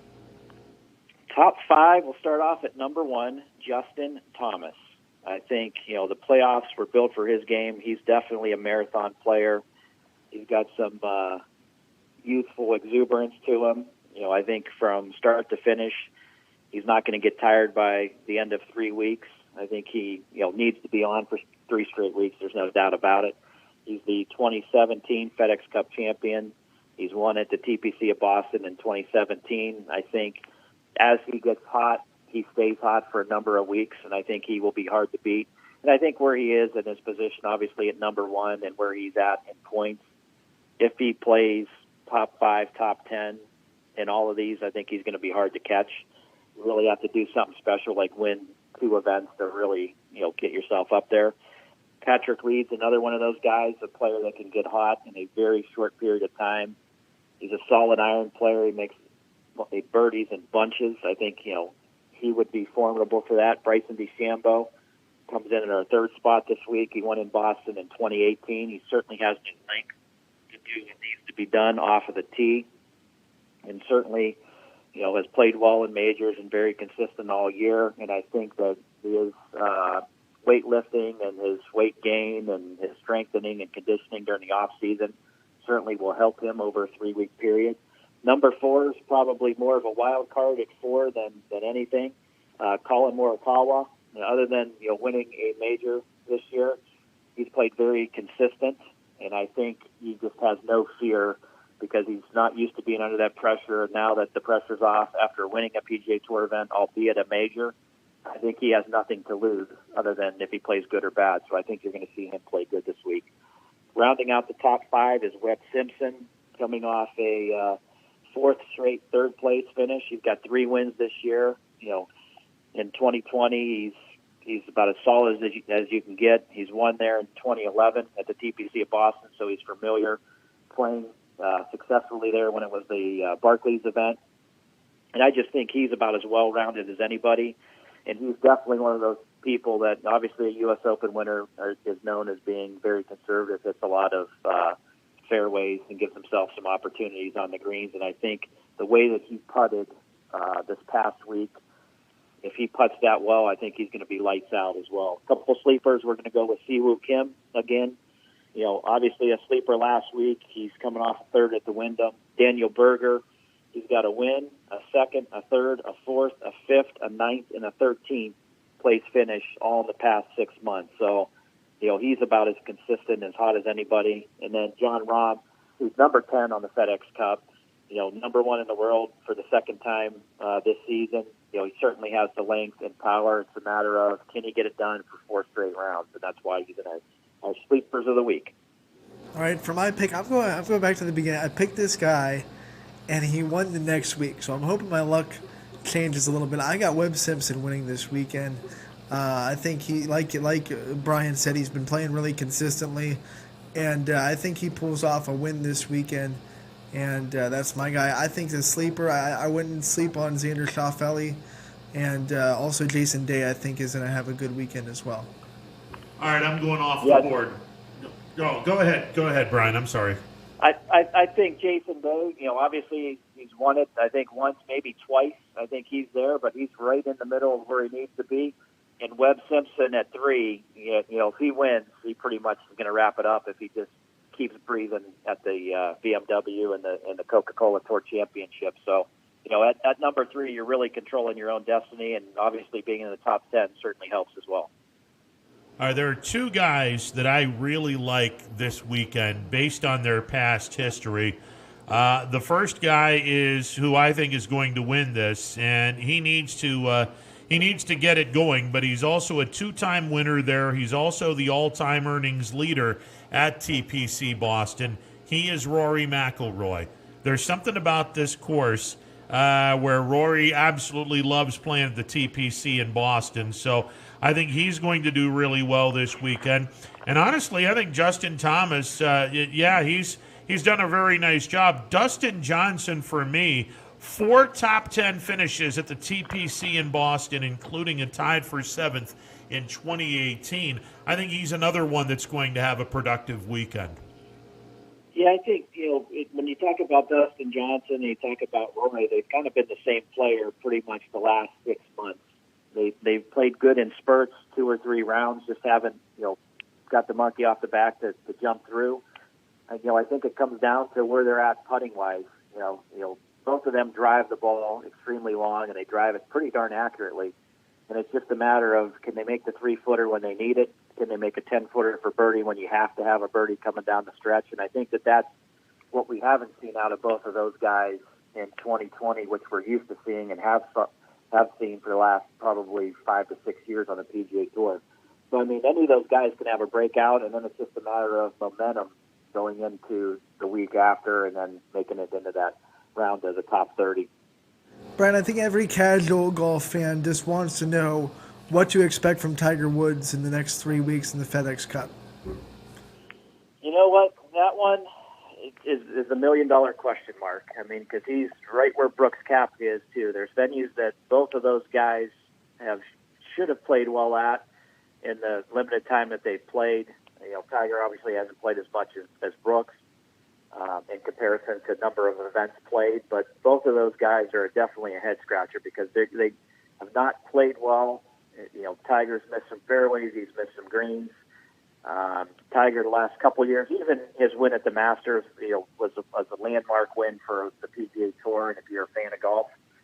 But, that year total, he just was not making the putts that we're normally used to seeing him make. He made everything he looked at, for about a 20-year period. And then, it comes down to, can he make a 10-footer for par, and can he make a 3-footer for par? And every once in a while, there's a miss in there, and it just happens to be at the wrong time.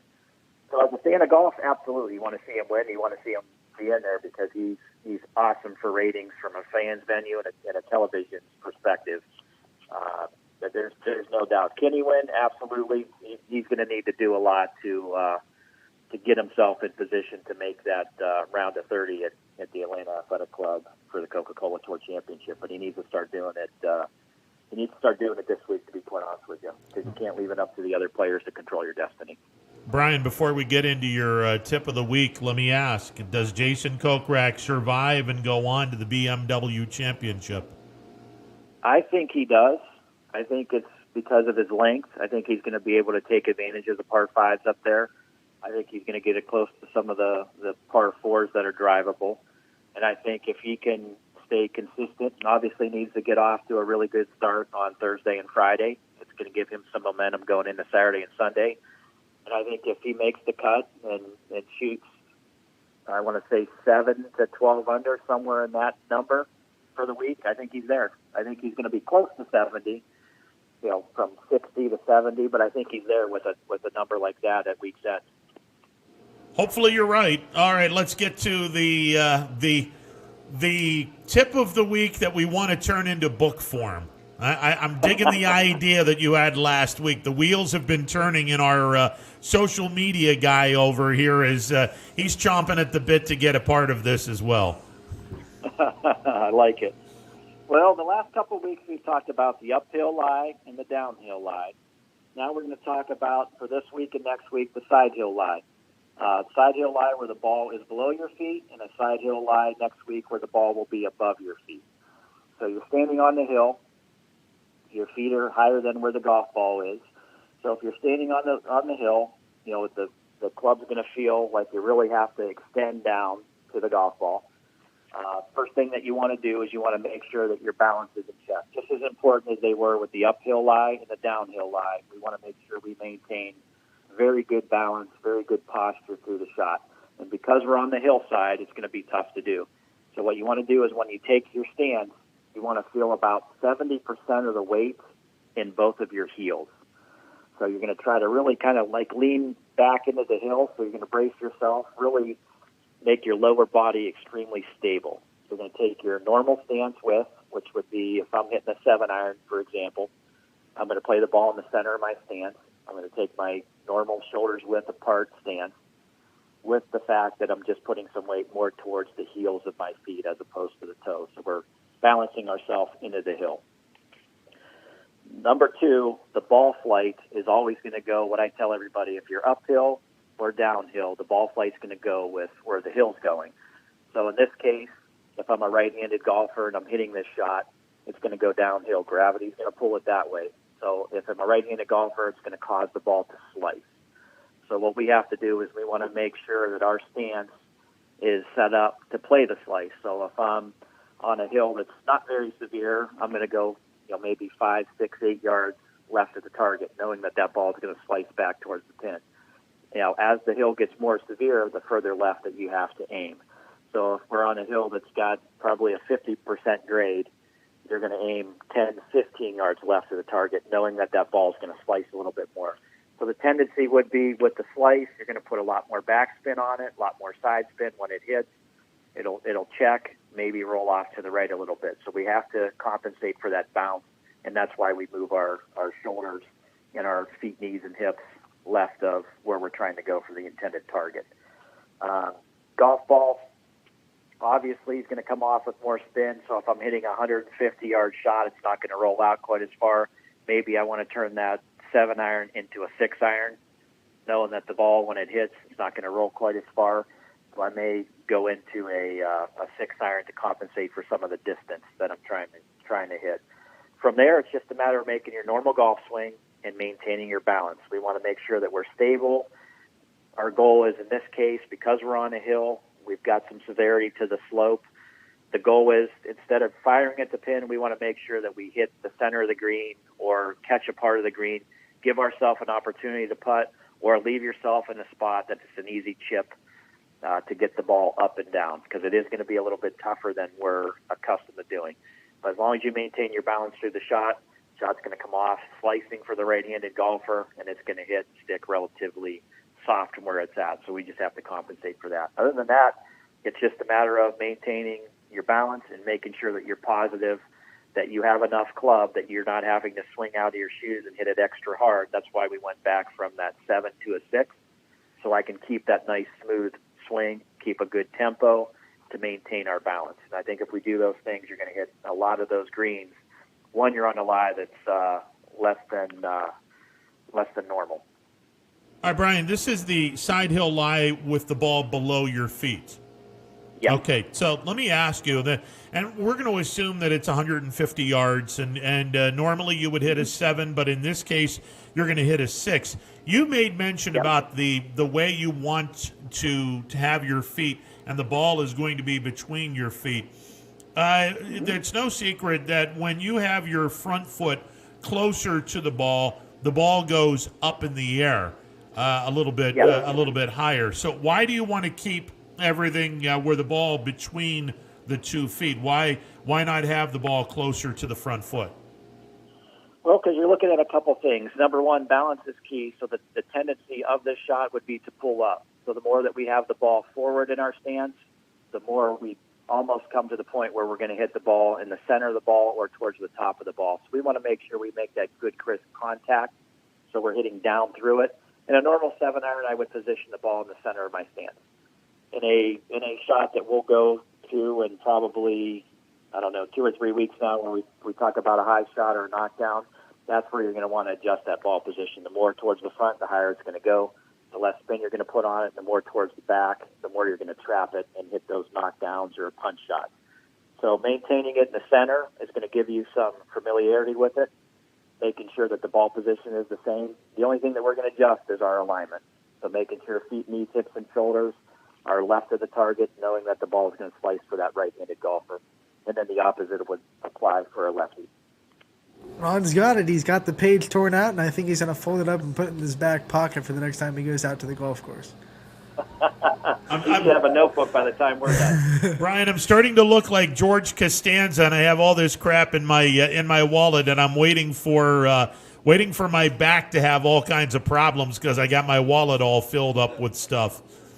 You know what he's going to look like? We're going to get him a yardage book holder. He's going to put all those notes in there. He'll look like a tour player, flipping through, getting yardages, seeing where the green slope is. It's all relevant. I'm telling you, the work on a book title. I think that we have something here, Brian. I like it. I think it's cool. Definitely a winter project for sure.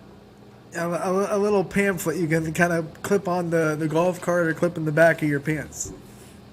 YSN's greatest tips. There you go. I'm good with that. So I think that's a moneymaker. I think we can have some fun with this. I think we can. Hey, Brian, always a pleasure. Hopefully our local guy does well, and if he does, a pretty good chance we'll be talking about him and the rest of the top 70 golfers in the BMW Championship that's coming up. I hope so. We're definitely going to be rooting for him. There's no doubt about that. Hey, Brian, we're rooting for good weather so the contractors can continue to be days ahead of schedule on the capital improvements at Mill Creek. And like you said, if fall comes and the weather's crappy, at least they're going to have a really, really nice cart path for those carts to come down. It's exciting. It's fun to be a part of. There's no doubt about it. Have a good week, Ron. Have a good week, Anthony, and we'll talk to you next week. All right, Brian. Always a pleasure. There he goes, Brian Tolnar from Mill Creek. I cannot wait to see the finished product with the cart paths because that's one of the things that Mill Creek, great course, but through the years, the cart paths not the greatest in the world. Now they're going to fix those. There's not a whole lot wrong with Mill Creek. I don't know, Ron. Now there's nothing stopping you from flooring the golf cart and going at dangerous speeds. Well, I'm not sure I can outrace you. Yeah, I'm pretty sure you can outrace the cart path. I don't think I can beat a golf cart. I don't know. I think it would be a great race. Wait till I get my new chair, and then it has turbo settings. Yeah, now let me ask. Do you got turbo in your new chair? I'm supposed to have programmable speeds. So I can switch it if I have to go off-road in the grass. Or then if I'm not off-road at all, I can turn the speed down so I'm not using the whole battery for that. Supposedly. I think you can be a professional wheelchair dragster. Let's do it. Yeah. Me and Scotty, we're going to get it. Well, Scotty doesn't have the top-of-the-line turbocharged wheelchair. But Scotty has no effort. He just has to toggle a switch. Yeah. So I keep if there's maneuverability, I got Scotty down. But if it's a straight go, right now, Scotty might have me. Just a little bit. I'd like to see a quarter-mile drag strip somewhere. All right. I think that would be an awful lot of fun. Get the parachute shoot out of our back. Yeah, exactly. Get a little parachute coming out of there, and the winner gets milk thrown on them. Yeah, I think it would be phenomenal. I'm not kissing the pavement though. I'm not kissing the brickyard. Oh, okay. Well, all right. I mean, we'll work on something that you can kiss. MP Vivo Heating and Air Conditioning Hotline is open at 330-886-0813. Back in a bit. It is a Wednesday edition of Running Point on ysnlive.com. Baird Brothers remains your source for fine hardwood products. For the time being, we're open for customer pickup only on weekdays, 9 a.m. to 4 p.m., and Saturday from 9 a.m. till noon. Place your order online at BairdBrothers.com. Baird Brothers, for the place you love. Quality, customer service, and integrity. Those are the 4 words that have driven our success since 1957 at Joe Dickey Electric. Joe Dickey Electric is one Mahoning Valley landmark business that stays current with the requirements of our customers. Family owned and managed, we are an electrical contractor and energy solutions provider. Every member of our team adds to his or her skill set through ongoing training. Residential, commercial, industrial, automotive, and more. We keep ahead of the needs of our customers with a fleet of more than 50 vehicles and 24/7 emergency service, so you're never left in the dark. The 4M Company, being an architect and construction manager for over 40 years, has had the opportunity to use many different electrical businesses for our projects. The depth, quality, and knowledge and attention to detail displayed by Dickey Electric makes them stand out above all the rest. For state-of-the-art expertise and a timeless commitment to our customers, contact Joe Dickey Electric. We are everything electrical.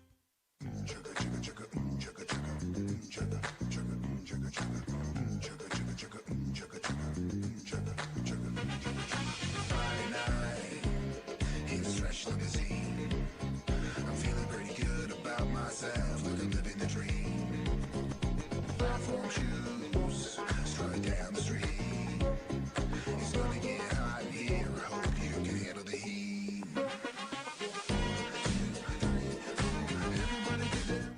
Over the years, you watched us grow, and as we've done, so has the Myers Family Insurance team. Thanks to all of you who have trusted our families to help you with your Medicare needs. Myers Family Insurance looks forward to helping you now for years to come. So call our family today and remind them how cute we are.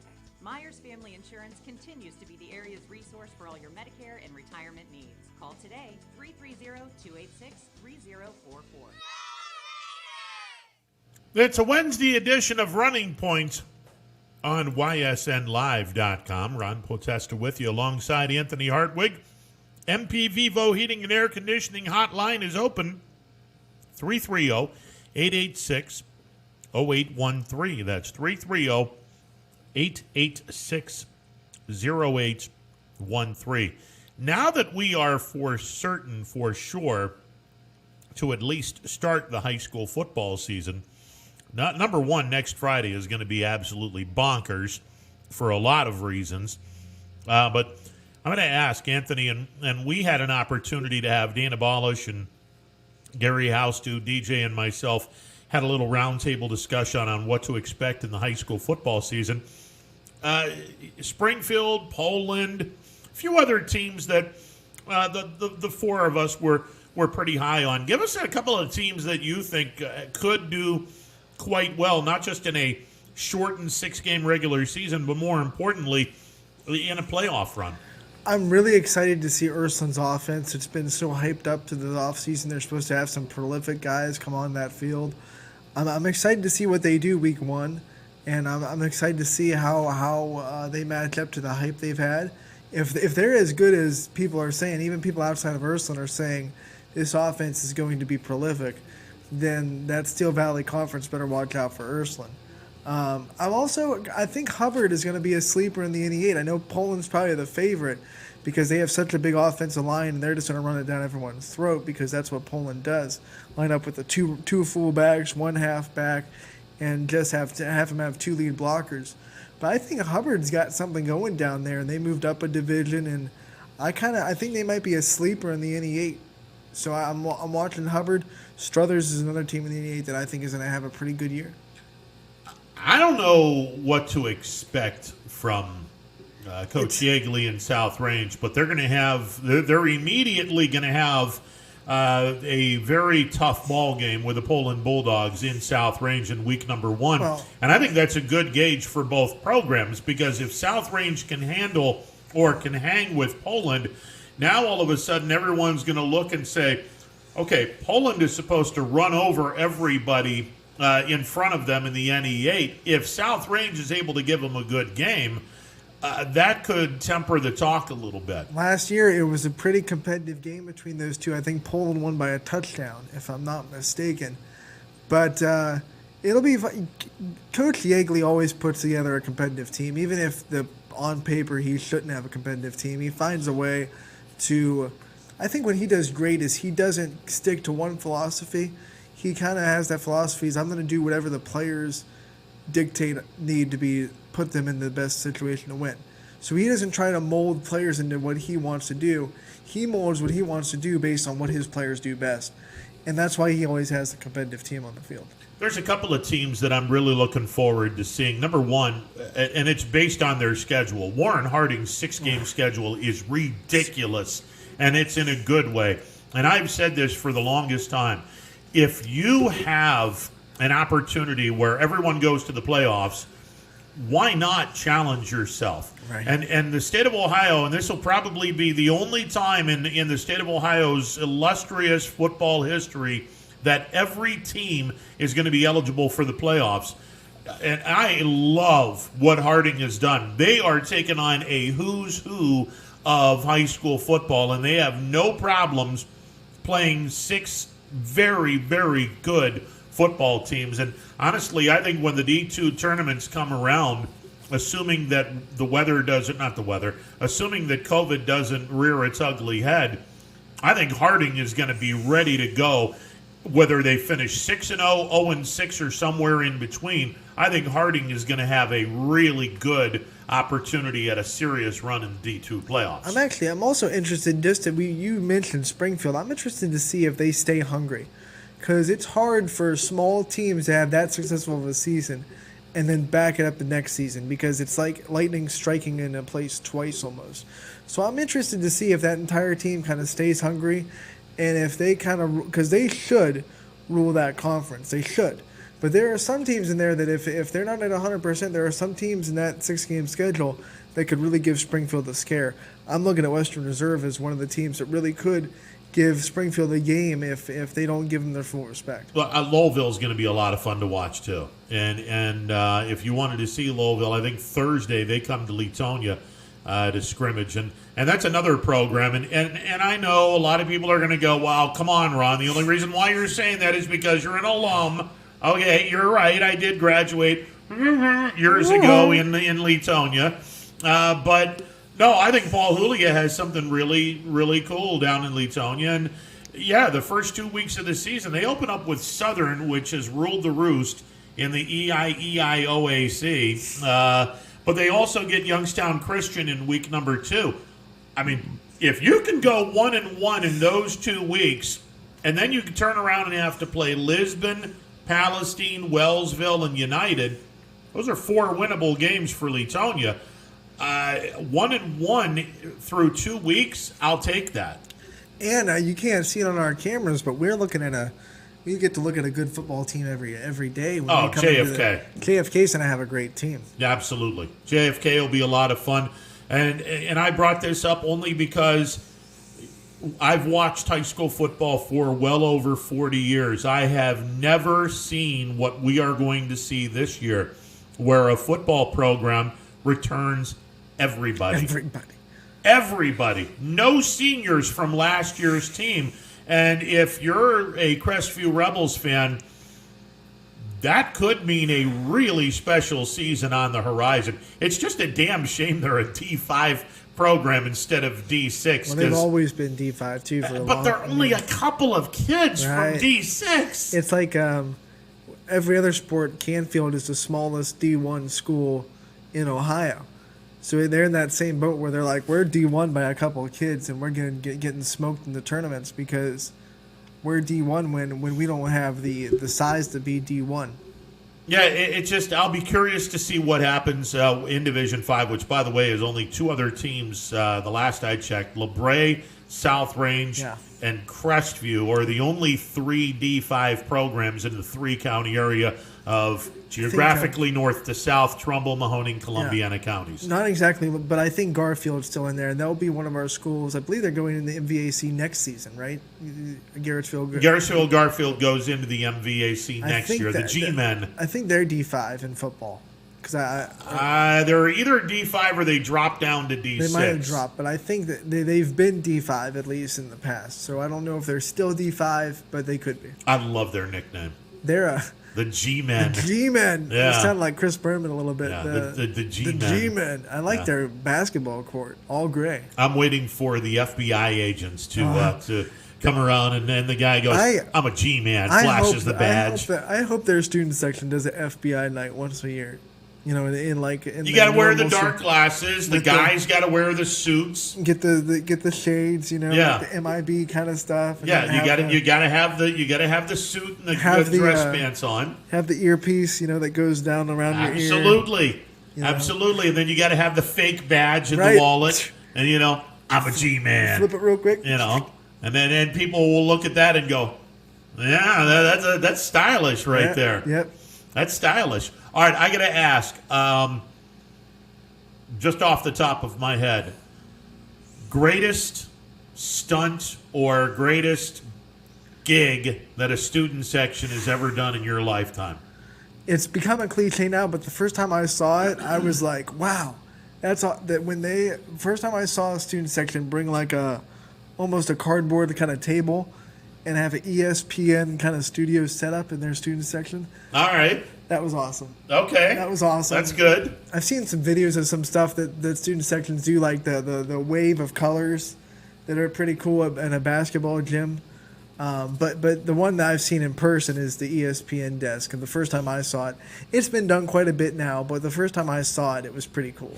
One of the most disrespectful, in a good way, not in a poor sportsmanship way. Seen some of that too. But one of the most disrespectful things I've seen that was also hilarious. It was many years ago. We're playing, I don't even know if it's Lisbon, Palestine, or Sebring, and our student section had a bunch of newspapers. And I'm like, what the hell are these guys going to do with these newspapers? Now, I was doing the PA announcing, and, you know, it was like, good evening, ladies and gentlemen. Welcome to Leetonia High School for the Tri-County League game between the Leetonia Bears and, I think it was Lisbon, and the Lisbon Blue Devils. Here's your starting lineup for the Lisbon Blue Devils. Soon as I say that, all of the kids have the newspapers, and they're up like this, where they're not even looking. They're just looking at a newspaper while I'm doing the Lisbon starting lineup. Everyone's got a newspaper in front of their mug. I was just absolutely loving that. There's some things that go. Yeah, that doesn't go too far, but you know, of course, high school kids sometimes take things a little bit too far. But yeah, I like the ones that are on the fence where they're like, okay, but they're not towing the line where it's like disrespectful. Now, the disrespectful one, I'll go Leetonia Sebring, and I want to say this was the game in Leetonia my junior year in high school. I'll leave the person who did this off, but Sebring through the years used to, I don't know if they still do or not. Number one, their fan base was rabid, and still is, and they travel with large numbers. And back in the day, they also traveled with a very nice Sebring Trojans banner. And if they were in our old gym, we used to have a balcony, which was up on the second floor, and the balcony was an overhang of the basketball floor, and then you had the stage where you could also put some more people in the stage, brick all around the gymnasium, and it got loud. It also got really hot, especially when the janitor was throwing more coal into the fire, because this was not an electric heat. It was more coal heat. So it could get hot when there was a lot of people there. And inevitably, Sebring always had a capacity crowd and then some. So the balcony is filled with kids, half from Sebring, half from Leetonia. Had to have a cop there just in case some stuff was going on. Well, Sebring put their banner in a little, not in a knot, but put their banner there for all the world to see that their god-awful purple and gold colors were there. Careful. Okay, so third quarter, surprise, surprise, Sebring is winning because we never were able to beat these guys. They owned us. And not a fight, but a shoving match occurred between cheerleaders. And that got a lot of people's attention. And, you know, the cheering sections were going back and forth, and things were starting to get a little heated. a recent graduate of Leetonia High School, and no, it's not me because I graduated the year after. It was my junior year. Oh, so I didn't recent do for this. you, not like a recent. A now. recent graduate from that particular Gotcha. game runs to the Sebring portion of the balcony from the floor, jumps in the air, rips the banner out of the balcony little thing, goes to mid-floor and proceeds to rub his backside with the banner, throws it on the ground, and stomps on it for a good 2 minutes before the cops pull him away and send him on his way into the night in Leetonia. And some of the people in Leetonia just like gave him an ovation as he walked away. Yeah, because you're like, hey, I don't condone it, but I'm not the one doing it. So. I'm not the one doing it. I'm the one in trouble. But damn, this was good. Well done, sir. Well done. It's what you do to streakers. I never do it myself at a baseball game, but I'm gonna props to you for having the courage. Props to you for showing us your shortcomings. Right. Well done, sir. Well done. Oh man. Yeah, that was by far and away the most disrespectful thing I have ever seen. And of course, my disrespectful thing for me personally was while a microphone was off.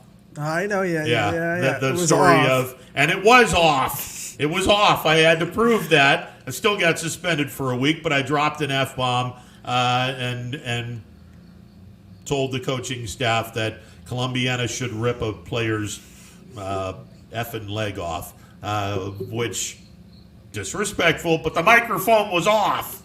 That's my story, and I had to prove it. South Range Springfield used to be it's still heated, but now they're not in the same league anymore. Sure. Basketball, huge rivalry between South Range Springfield. I think either in the late 90s or early 2000s, Springfield, they owned South Range in basketball, by the way. If you go look at the records, it's pretty one-sided.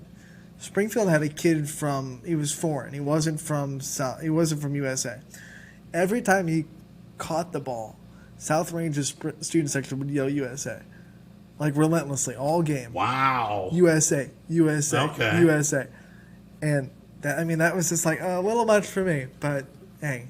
Okay. We hung stuffed tigers from our lockers every Springfield week. Oh, there's nothing wrong with that. So that was always fun. No, there's nothing wrong with that. You take rivalries seriously at South Range, especially Springfield. Well, the week of the Leetonia-Lisbon game, I was either in 8th grade or a freshman year in high school, and I want to say I was in 8th grade, so I didn't see this per se, but a group of kids from Leetonia at about 4:30, 5 o'clock in the morning went to Lisbon, stole the large devil, the wooden devil that they now have completely secure in Lisbon.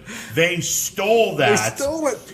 Kept it in the boiler room where the janitor does the whole thing with a coal, and left it there until the pep assembly in which they bring this thing out. And from what I was told, the place went absolutely ballistic when they brought this wooden Blue Devil out because they had stolen it from early dawn in Lisbon, Ohio. But in our principal at the time, Ray Schwab, he was cool to the point where they were like, okay, look, you're not going to damage it. Just send it back to Lisbon. No harm, no foul. As long as you don't damage it, everything's good.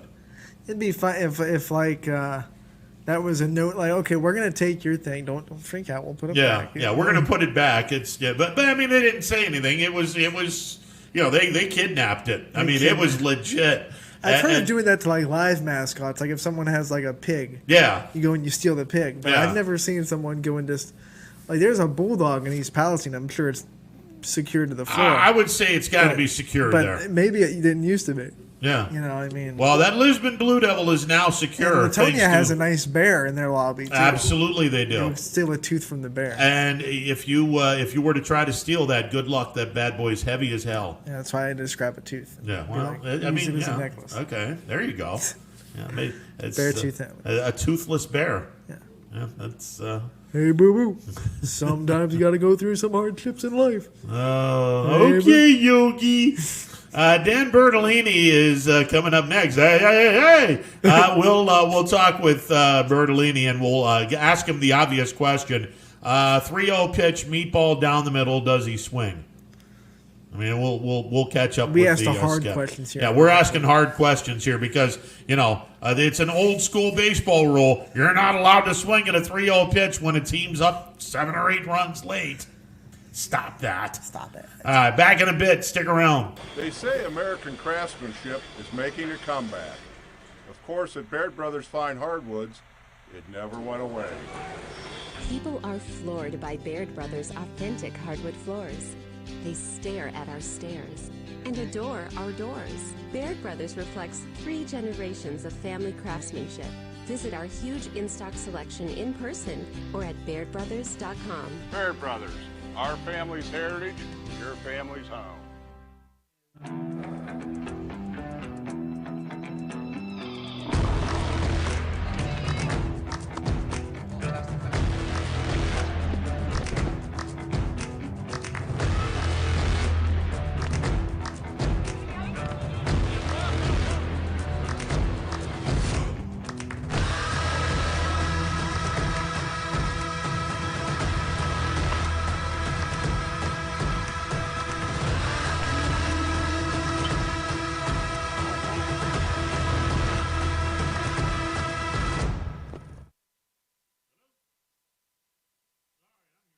Planning a project around your home or rental property? Trust the electrical service to the local experts with 62 years of serving the Mahoning Valley. Joe Dickey Electric is your local go-to source for responsive, reliable residential electrical work. From everyday maintenance and repairs to new installations, electrical upgrades, and safety inspections, no job is too big or too small. Call Joe Dickey Electric today, 800-549-3976, or visit DickeyElectric.com.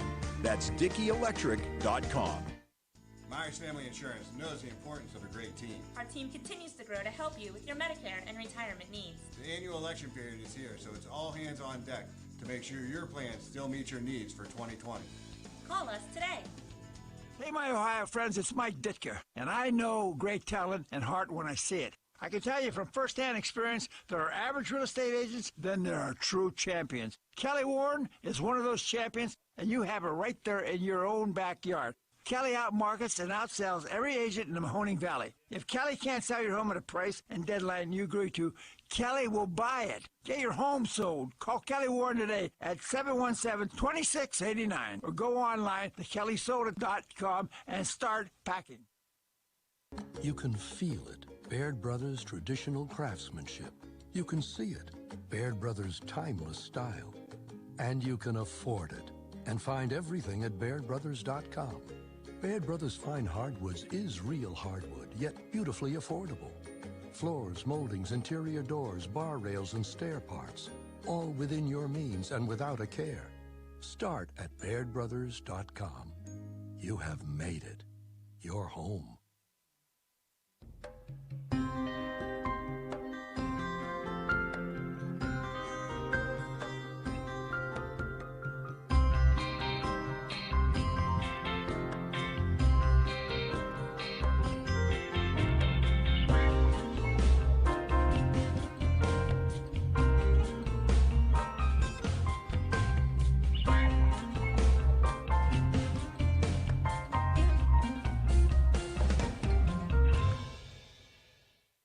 Teams work hard and give it all they've got. Well, so does ours, because 21 Sports and YSN give you extra effort when covering local sports. 21 Sports and YSN, winning coverage of our Valley's teams. Welcome back to a Wednesday edition of Running Point as we get into the final hour of a Wednesday edition. The MP Vivo Heating and Air Conditioning hotline is open, 330-886-0813. Ron Potesta with you alongside Anthony Hardwig, and joining us on the MP Vivo Heating and Air Conditioning hotline, the manager, the skipper, the real deal, the guy in charge of the YSU baseball program, Dan Bertolini. Dan, how are you today, sir? I'm doing great. How are you? I'm good. All right, so the Horizon League says no fall sports. Obviously, it affects not only the fall sports programs, it also affects the spring sports programs who do a lot of fall practicing. Skip, what does this mean for your baseball program for the fall? It doesn't really affect us at all. We're able to have a full fall practice schedule, just like we normally would. The only thing that it affects is the outside competition. So typically we play 2 fall games against outside competition. I think last year we played Pitt and Mercyhurst, and we played Lake Erie and Pitt in the past. So it'll affect that. We won't be able to play any outside, but it'll be that was only 2 years ago they started letting us do that. So it'll be pretty typical. We'll practice and do some inter squads and probably finish up with a fall World Series sometime at the end of October. When does practice get underway, or has it already gotten underway, Skip? No, we'll start. We give them a little bit of time just to get acclimated with school and get kind of their routine and their schedule down. And we'll start the 31st, and we'll go all the way through the end of October. All right, so let me ask you. Obviously, you have got a full boatload of kids now. For those that seem to forget about this, the spring season was abruptly canceled due to COVID, and the seniors were given an extra year of eligibility. So you have a full boatload of guys, and depending on how many seniors have come back, you're going to be floor to ceiling filled with players. That kind of leaves out the possibility of walk-ons. Would I be fair in that assessment, Skip? You mean like walk-on tryouts? Yeah, walk-on tryouts and whatnot. Yeah, I mean, for the most part, yeah, that's probably not happening. Just with we have, I think, 39 guys on our roster, which is 4 or 5 guys more than we normally carry. So it's going to be it's exciting, but it's also it's a lot of guys to manage. And luckily, we're fortunate. We have a great group and a lot of older players that have been through this a lot. So we don't have a ton of new guys. I think we have 6 new players. So there's only a few guys that really need to get acclimated with the system. I'm sure in your day-to-day kind of routine, you get to kind of cross paths with a lot of the people from fall sports. What is the feeling right now in the whole Youngstown State Athletic Department with kind of fall sports, kind of the same situation you've been in the spring where they're kind of cut with their season? What's been the whole feeling among the YSU Athletic Department as a whole? Yeah, I mean, I feel for the fall sports. We were in that situation not that long ago. I know they're still hopeful of playing in the spring, and that was the option that we just didn't have. Is getting a second chance, kind of at playing a regular season. So we're hoping. I know those coaches are hopeful that things will work out and they'll be able to play their seasons in the spring. But it's definitely weird. It's weird for everybody. When you're used to doing something at a certain time of year and you're starting to get ready and things change. So I think if anything, COVID's taught coaches we've always been pretty flexible, but now you really have to be flexible with things because, as you guys know, mandates and things change every single day. So I think if anything, they're just learning to be a little bit more flexible with their scheduling. Dan Bertolini joins us on the MP Vivo Heating and Air Conditioning Hotline. Skip, how many of the seniors from last year's squad are or have committed themselves to coming back in 2021? And does that change your outlook in terms of whether you want to redshirt some of the incoming freshmen or redshirt some of the players to get down to that reasonable amount of kids on your roster? Well, I think we have 6 seniors back from last year's team. So 6 out of the 7 guys are back. We have 5 guys that are now 6th-year seniors. So I think hopefully that says a lot about what we're doing and the direction that those guys feel the program is in and the opportunity that we have, that they forego kind of their opportunity to kind of make money and get jobs and work in the professional field to come back and play the game that they love for the university that they love. So it's definitely it's great to have those guys back, and we're looking forward to having a great year. But yeah, I mean, it's going to be interesting. I guess it makes practices super competitive, and every day means a lot because each guy's really trying to get their spot and to earn their way onto the travel roster and the regular season kind of ebbs and flows of the roster. But I'm sure there'll be a few guys at redshirt. But it's wide open right now. I mean, no one cares about what we did last year. We have to prove every day that we have to earn it every day. So those guys will have opportunities when we start in the fall. But the last time we had you on, we didn't know if there was going to be MLB baseball this summer at all. So as a baseball fan, how good is it to kind of turn on TV and see some competitive baseball on every day? Oh, it's fantastic, and I'm so glad the Indians took down the Pirates last night. I know that was a good win. They hadn't had a whole lot of success at PNC Park, so that was a good game. Not a great game to watch. The execution wasn't great, but the final outcome was. I've been glued to the Indians games every night, and it's good to see Major League Baseball back, and hopefully it provides a pathway for college baseball because, if Major League Baseball can make it work and finish their season, then I don't see any reason why, we can't move forward and have a really successful, healthy, safe spring season. As we bring up Major League Baseball, the stuff that happened with Clevenger and Plesac and how they've put the teammates in a bind and put the organization in a bind. Let me let you become a Major League manager for just a second. If something were to happen of that regard on your watch, what would be the appropriate measures that Dan Bertolini would take? It's tough. It really is. It's tough because you see both sides of it. You understand that, at the end of the day, they're still, a lot of these guys are young adults. They're in their early 20s or mid-20s, and, I made a lot of mistakes that I wouldn't make now that I made in my 20s. So, but you also, trust is a very fragile thing. And my college coach always kind of, in the Jewish faith, when they get married, they break the glass there at the wedding, and that sort of signifies trust. And once that's kind of broken, it's really hard to put those pieces back. And so I know for a lot of those guys on the Indians roster, I think Oliver Perez kind of came out and said, he doesn't feel comfortable with those guys playing because of the trust that they broke with that team.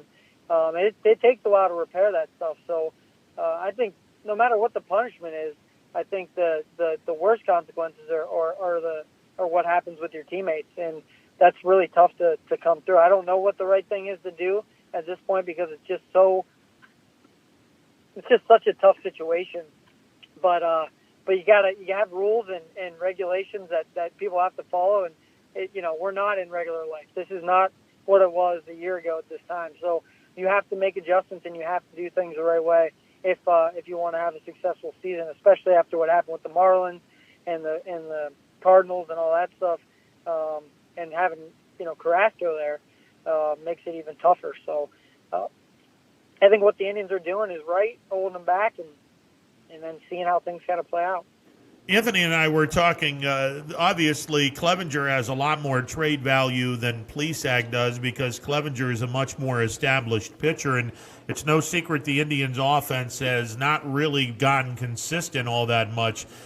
I have no problems trading Clevenger away if I can get a booming bat, a J.D. Martinez, a Nicholas Castellanos, someone of that ilk, and a couple of minor league players to go along with that bopper in the lineup. Then honestly, I think you let Plesac apologize to his teammates, re-earn the trust, get him back into the major leagues. You still have a pretty solid rotation. You get an extra bat on that offense. And Skip, I believe that if the Indians are able to score 4 runs a game based on the pitching that they have, they're the best team in baseball if they can score 4 runs a game. So if trading away Clevenger gives me a bat that assures me that this offense can score 4 runs a game, I got no problems with it. Absolutely, and I think it's a totally different situation between Plesac and Clevenger. Plesac obviously made a mistake he's a lot more inexperienced and younger. Clevenger is supposed to be a leader on that team, and he didn't tell the truth either. So that makes it even more challenging. But yeah, I mean, as far as the trade value goes, they need someone to come in there and be able to help that lineup. And if they can't repair that trust, I mean, you want Clevenger on your pitching staff. I mean, he's a horse, and he's a guy that you can lean on. He's got a lot of experience. He's pitched in some really big games for the Indians over the years. So you hate to lose him, but if you have to, then you can go get a big bat. And Plesac's still young, and I think he's very much up and coming. And I think he can help that rotation as well. So, yeah, I agree. If they can score some runs, they can beat anyone. I was just talking about that today in the office, how much if the Indians could score runs, how I think they have a chance they can win a World Series if they can pitch the way that they've pitched so far. And that's what I was asking Ron. I mean, if let's say Clevenger comes back and you just have to tell the Indians, hey, you guys got to swallow your pride and let him on the team because he's going to help us win a World Series.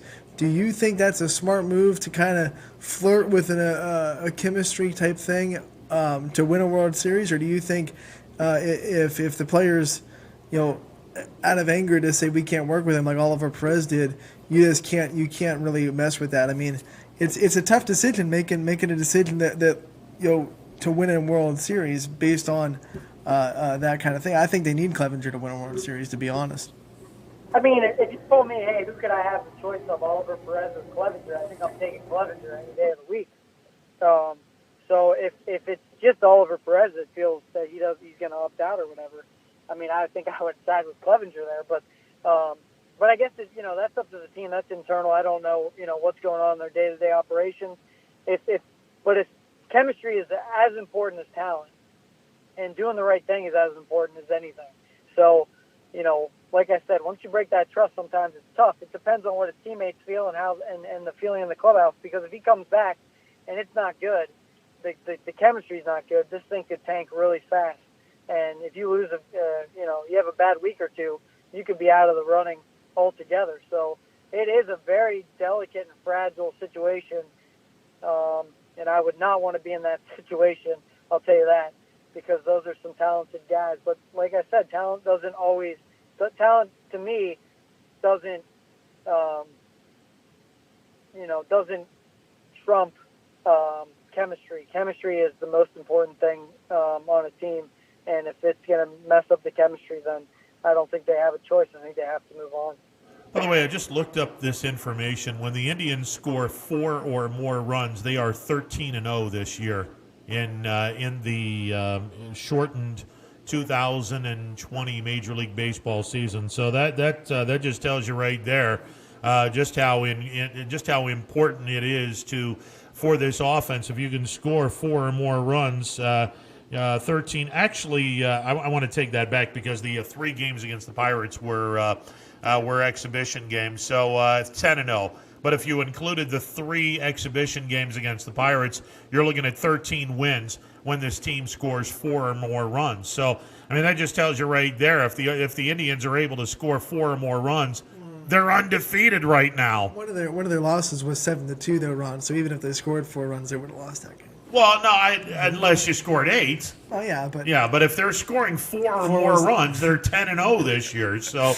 There you go. All right, I got to ask, Dan, and let's move the clock forward to pick a game, any game. Let's say you guys are playing Milwaukee, and you're up 9-3, and the bases are loaded, and Blaze Glenn has a 3-0 count, and the pitcher throws an absolute meatball. Glenn deposits it over the right center field fence for a grand slam. Are you going to be a little disappointed at Blaze Glenn because he swung at a 3-0 pitch up 10-3 in the 8th inning of a game skip? No.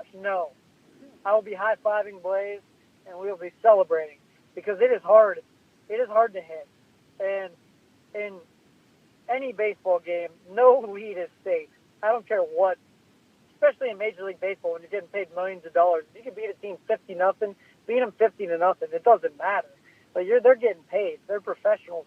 And our level, I would never no lead states. You want to continue to put runs on the board as much as possible. So I don't know, and I don't think Milwaukee would have any problem with that. It's baseball. I don't. There's unwritten rules, I guess, but there are not unwritten rules about it swinging in a 3-0 count. And if there are, I never heard those unwritten rules, because this is the craziest thing I've ever heard. He apologized for hitting a grand slam. I mean, what are we doing? 2020 is a strange year. Yeah, I looked at this, and I had to read it a couple of times and go, okay, obviously I'm missing something. Why is Woodward losing his mind over this? And I kept reading it, and finally I was just like, all right, somebody feed him a bottle, burp him, and send his baby ass to bed, because this is ridiculous right now. When Johnny Bench comes out, who's about as old school as it gets, and he says, hell yes, you got to swing at that pitch. It's a meatball. Hit it. A grand slam. There's nothing. You have no apologies for hitting a grand slam, whether you're up by 7, up by 1, up by 50. It doesn't matter. If a guy throws you a meatball on 3-0, you're supposed to hit the ball. Yeah, I don't get it, especially in Major League Baseball. These guys are getting paid for production.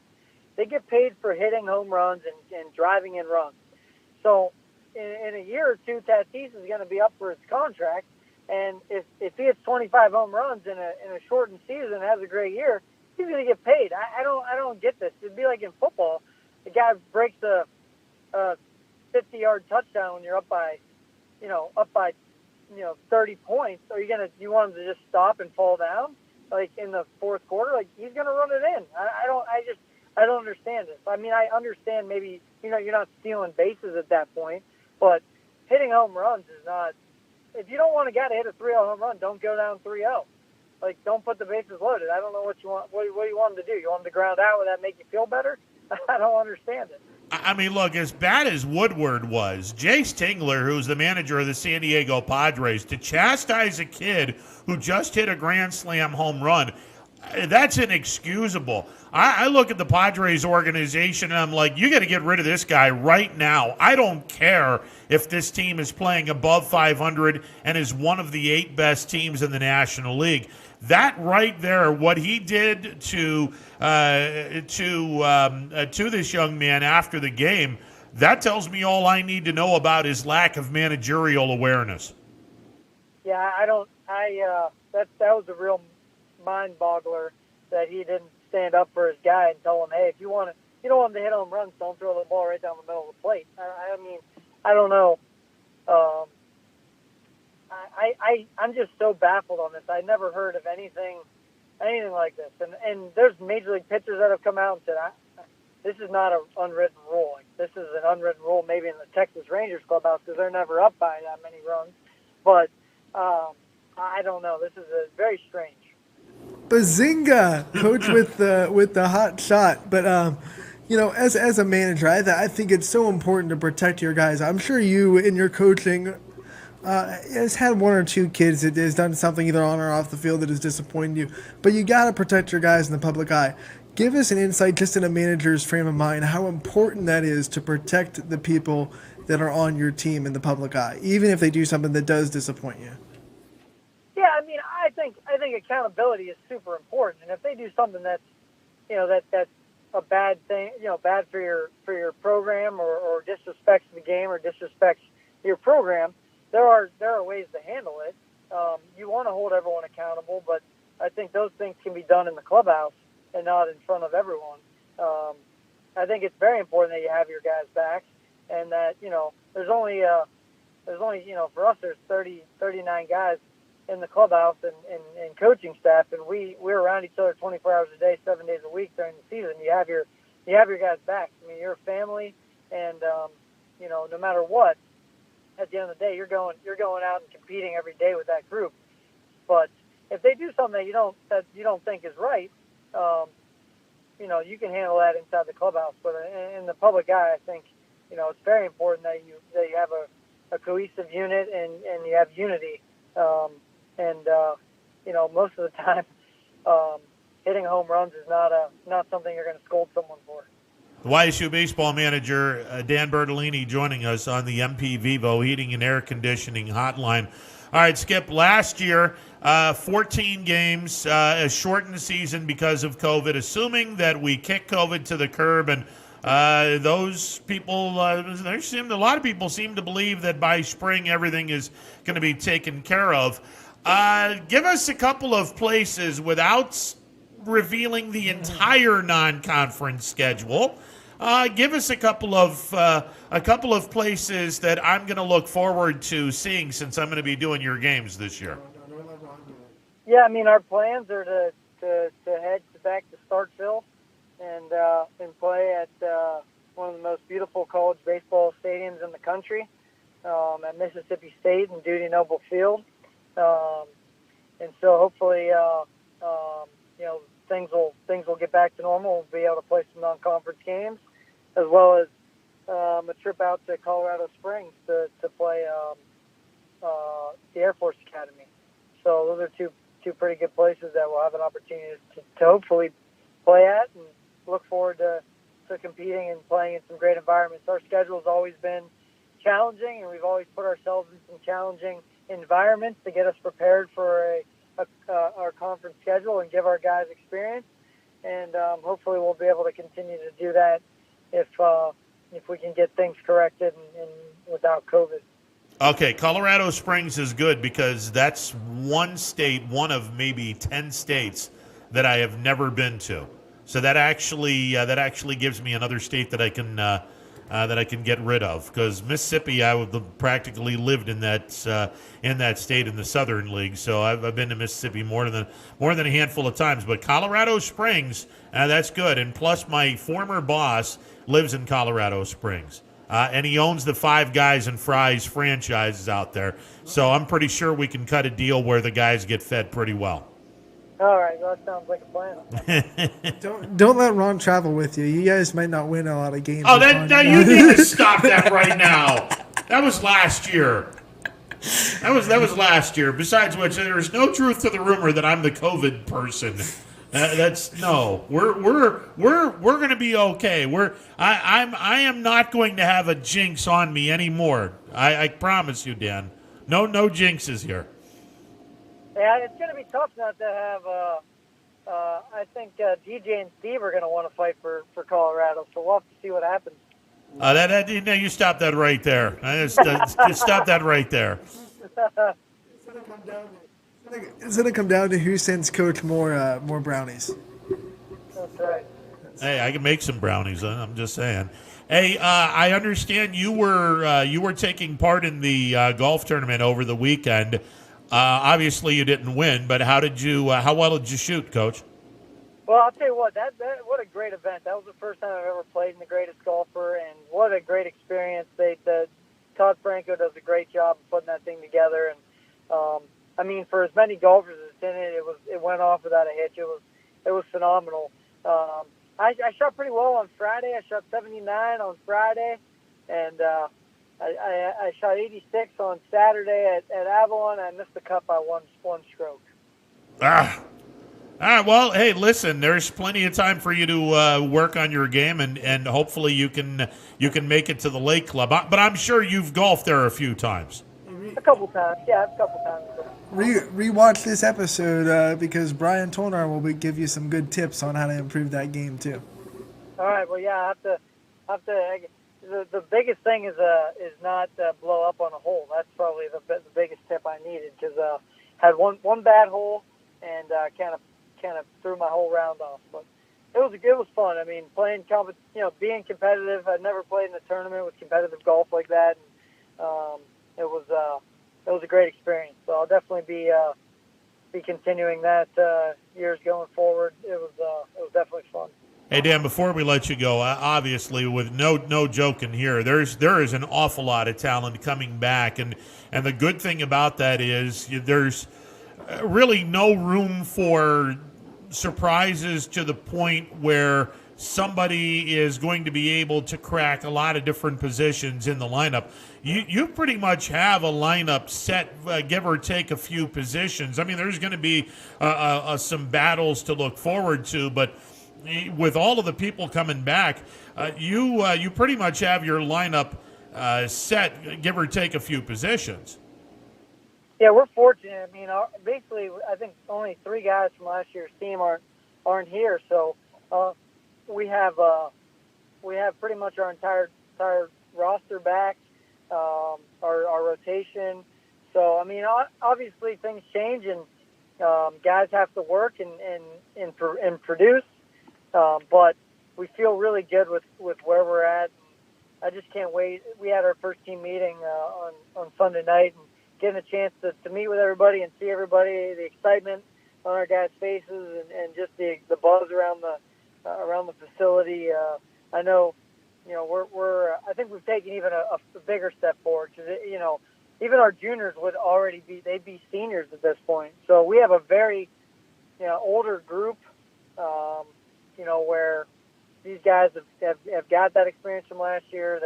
They're confident. We had a lot of momentum from last year. So, but I told them in the summer, like I said earlier, no one cares about what we did last year. It's only a matter of what we do from here on out. So we have to work hard every day, be prepared, and get better. Change our best every single day, and make sure that we're ready to go on February.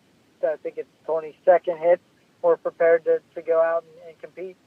Well, Dan, a lot of local kids in that meeting as well, which that's going to be really great, especially for the fans of the Mahoning Valley, to see some of the local kids staying in Youngstown and putting on the Penguin uniform.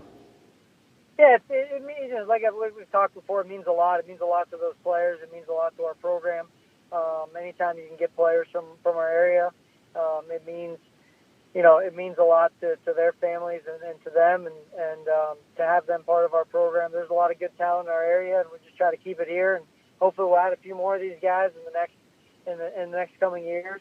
But we have good players from everywhere, and they're all proud to put on that Youngstown State uniform and wear the Y on their hat and wearing the Y on their shirt, and look forward to representing our program in a great way and representing Mahoning Valley and Youngstown State, and hopefully winning a Horizon League championship.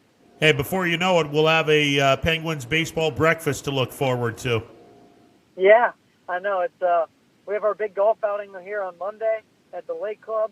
So that's our first big event for us, our first fundraising event. And then, pretty soon we've already got some feelers out, working on getting our speakers and getting ready for our first pitch breakfast. In I think it's gonna be in January this year, the end of January. When does that golf outing start on Monday? It's an 11 o'clock tee off on Monday at the Lake Club. Now we're going to have to talk with DJ and see if we can do the show from the Lake Club and have a couple of our ball players on once they get off the golf course. Yeah, that'd be great. All right, always a pleasure, sir. Look forward to catching up with you soon. All right, thanks a lot. Thanks for having me on. Good to talk. All right, Dan Bertolini, he is the manager of the YSU baseball program, and I wonder what the chances are of doing a show from the Lake Club on Monday. That would be the first running point on location. This is true. So, this is true. I don't think anyone wants to see me with a 5-iron in my hand, especially if I haven't really gone through all the instructions that Brian Tolnar has given me. But, I think that if we did the show and let's say I'm on the 18th, approaching the 18th green from like 150 yards out, and maybe we had a side hill lie where the ball's below my feet and I can pull out my instruction manual and maintain balance, 70% of the weight on the heels. Ball flight is going to slice on the right-handed golfer. That's me. Aim 5 to 8 yards left of the target, move up a club. All right, so I think I got this. I got this. The ball just went right. Yeah, okay. I guess my feet wasn't, the weight distribution wasn't on my heels. It was on my toes. Oh. So there you go. All right, 330-886-0813, the MP Vivo Heating and Air Conditioning Hotline, open for business. We'll take a timeout and be back. Maybe we'll have a, since DJ's here, we'll have a 60-minute no time limit off the top ring rope to determine who goes to Colorado Springs. I'm just saying, I'm jinx-free now. You want a Thunderdome? There are no jinxes involved with me anymore. There can only be one. I'm just saying. All right, back in a bit. Stick around. More to come. 21 News. Let's get right to our top story tonight. More experienced reporters. A new Wilmington restaurant. GM Lordstown. Telling more local stories. We'll look at Baby boy is recovering from a broken. Around our valley. Community in Niles. We are here in Youngstown, right up.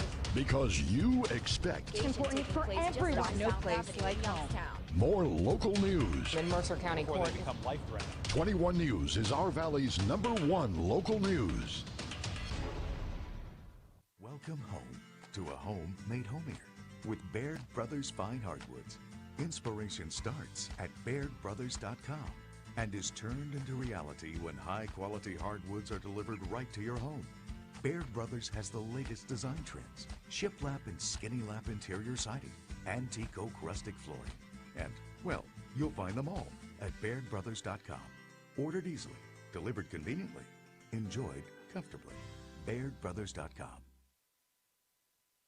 Hello, I'm Greg Burbick with G. Burbick Farms. For the last 100 years, my family has farmed in Columbiana and Mahoning counties. I began raising cattle in 1996 with the goal of providing a better product for you and your family on the dinner table. Our grass-fed and grain-supplemented Black Angus beef are raised with no hormones, steroids, or antibiotics. We're known for our hometown-friendly service and incredible tasting products. We're locally owned and have customers across the tri-state area. Our products go from our farm to your family. Stop by our farm on New Buffalo Road or visit us on the web at gburbickfarms.com. Don't forget to like us on Facebook. G. Burbick Farms, it just tastes better.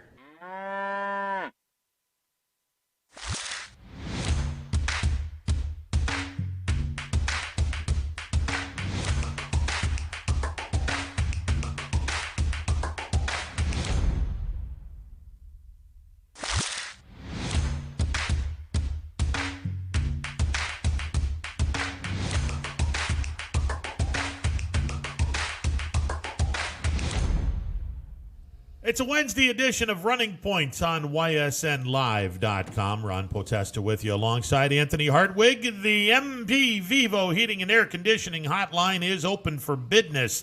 330-886-0813. Coming up on Friday, Scotty Knox will be in studio at 2 o'clock. Ooh. Yeah, and we're going to talk about this unwritten rule that doesn't exist. It just, I'm still just in awe of the stupidity. And I'm glad that Skip took a crack at Texas because you've gone to a World Series, but have you really done anything? You're not exactly known as a baseball powerhouse. A bunch of playoff appearances, but yeah, not a lot of success as far as winning World Series. Yeah, I don't know where this rule is. How many have the franchise won? Have they won any?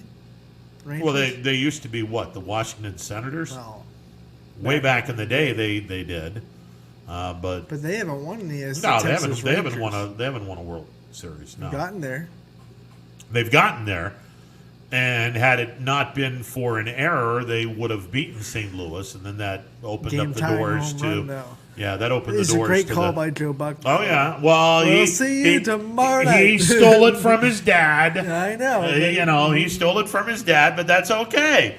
That's okay. A lot of young guys don't know that. I'm glad that he did that because I'm good with that. Look. A lot of people have given Joe all kinds of problems, saying, "Oh, it's nepotism. You're nowhere near as good as your dad." No. Listen, Jack Buck was a phenomenal broadcaster, and he was a great listen on the radio when he and Hank Stram used to do Monday Night Football for CBS Radio. But Joe Buck is a better broadcaster than his father is. I honestly believe that. Baseball. And then in football, Joe Buck, he's good, but he's not amazing at football. No, again, we had this conversation. I don't think he's the best guy in Fox. I think that Kevin Burkhardt is better than he is on Fox. All right, let's get to Tony. Tony, you're on the MP Vivo Heating and Air Conditioning hotline. What's up, brother? Hi, guys. A beautiful day out, huh? Oh, man. Yeah. If I didn't have to work, I'd be on a golf course somewhere.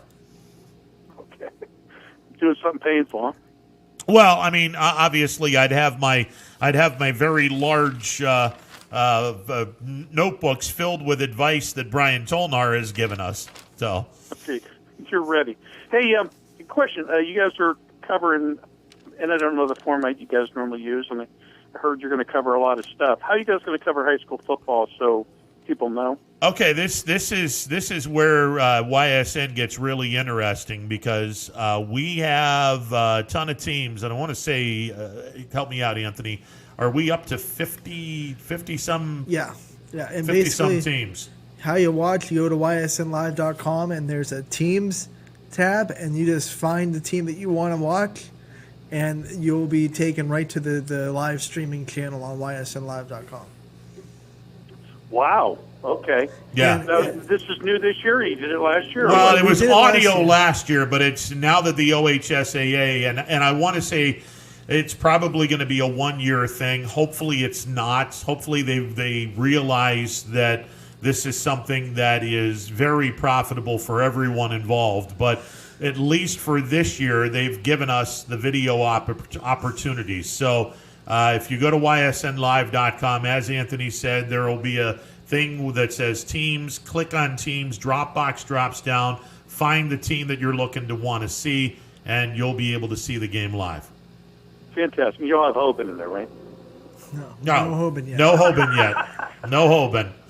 Now, I don't know if any of the local teams play Hoban. I mean, I'm surprised Harding doesn't because they're playing everyone else tough this year. And one of those teams might go and pick up a late game if they get knocked out of the playoffs, though. That's true. Yeah, that is very true. I don't think Although I don't think Hoban's going to get knocked out of the playoffs. That would be your monumental upset if Hoban were to get knocked out. If they get knocked out, they're not playing.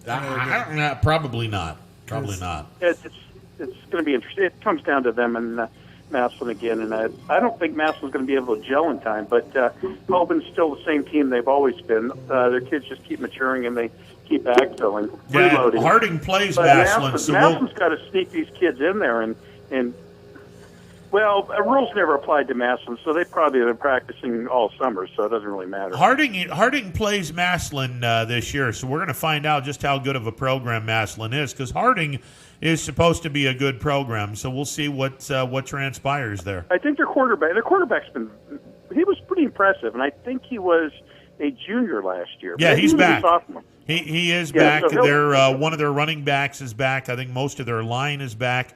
By the way, I spoke with Doug Chapin. I think they took a big hit on the line last year.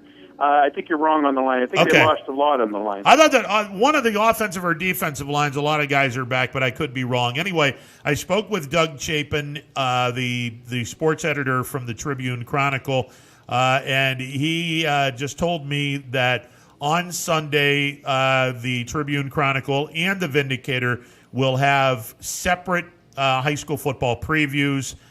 They will be available. So when you go get a paper on Sunday, make sure that if you're a Vindicator subscriber, make sure you get a copy of the Tribune Chronicle. You'll find a separate football preview in the Tribune Chronicle. And again, if you're a Tribune Chronicle reader, make sure you get the Vindicator. You'll get a separate high school football preview. But all of the schools from Mahoning and Trumbull will be accounted for.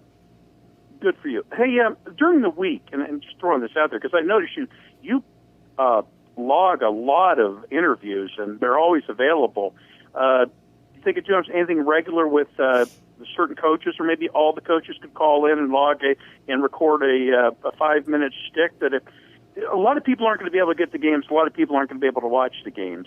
And it'd be nice for fans of local schools to be able to call in and hear a 5-minute recap from every one of their coaches. Yeah, no, and that's something that we definitely do during the course of the week, Tony. And Tony, every week, usually they're posted on Fridays before the game, maybe the Thursday before.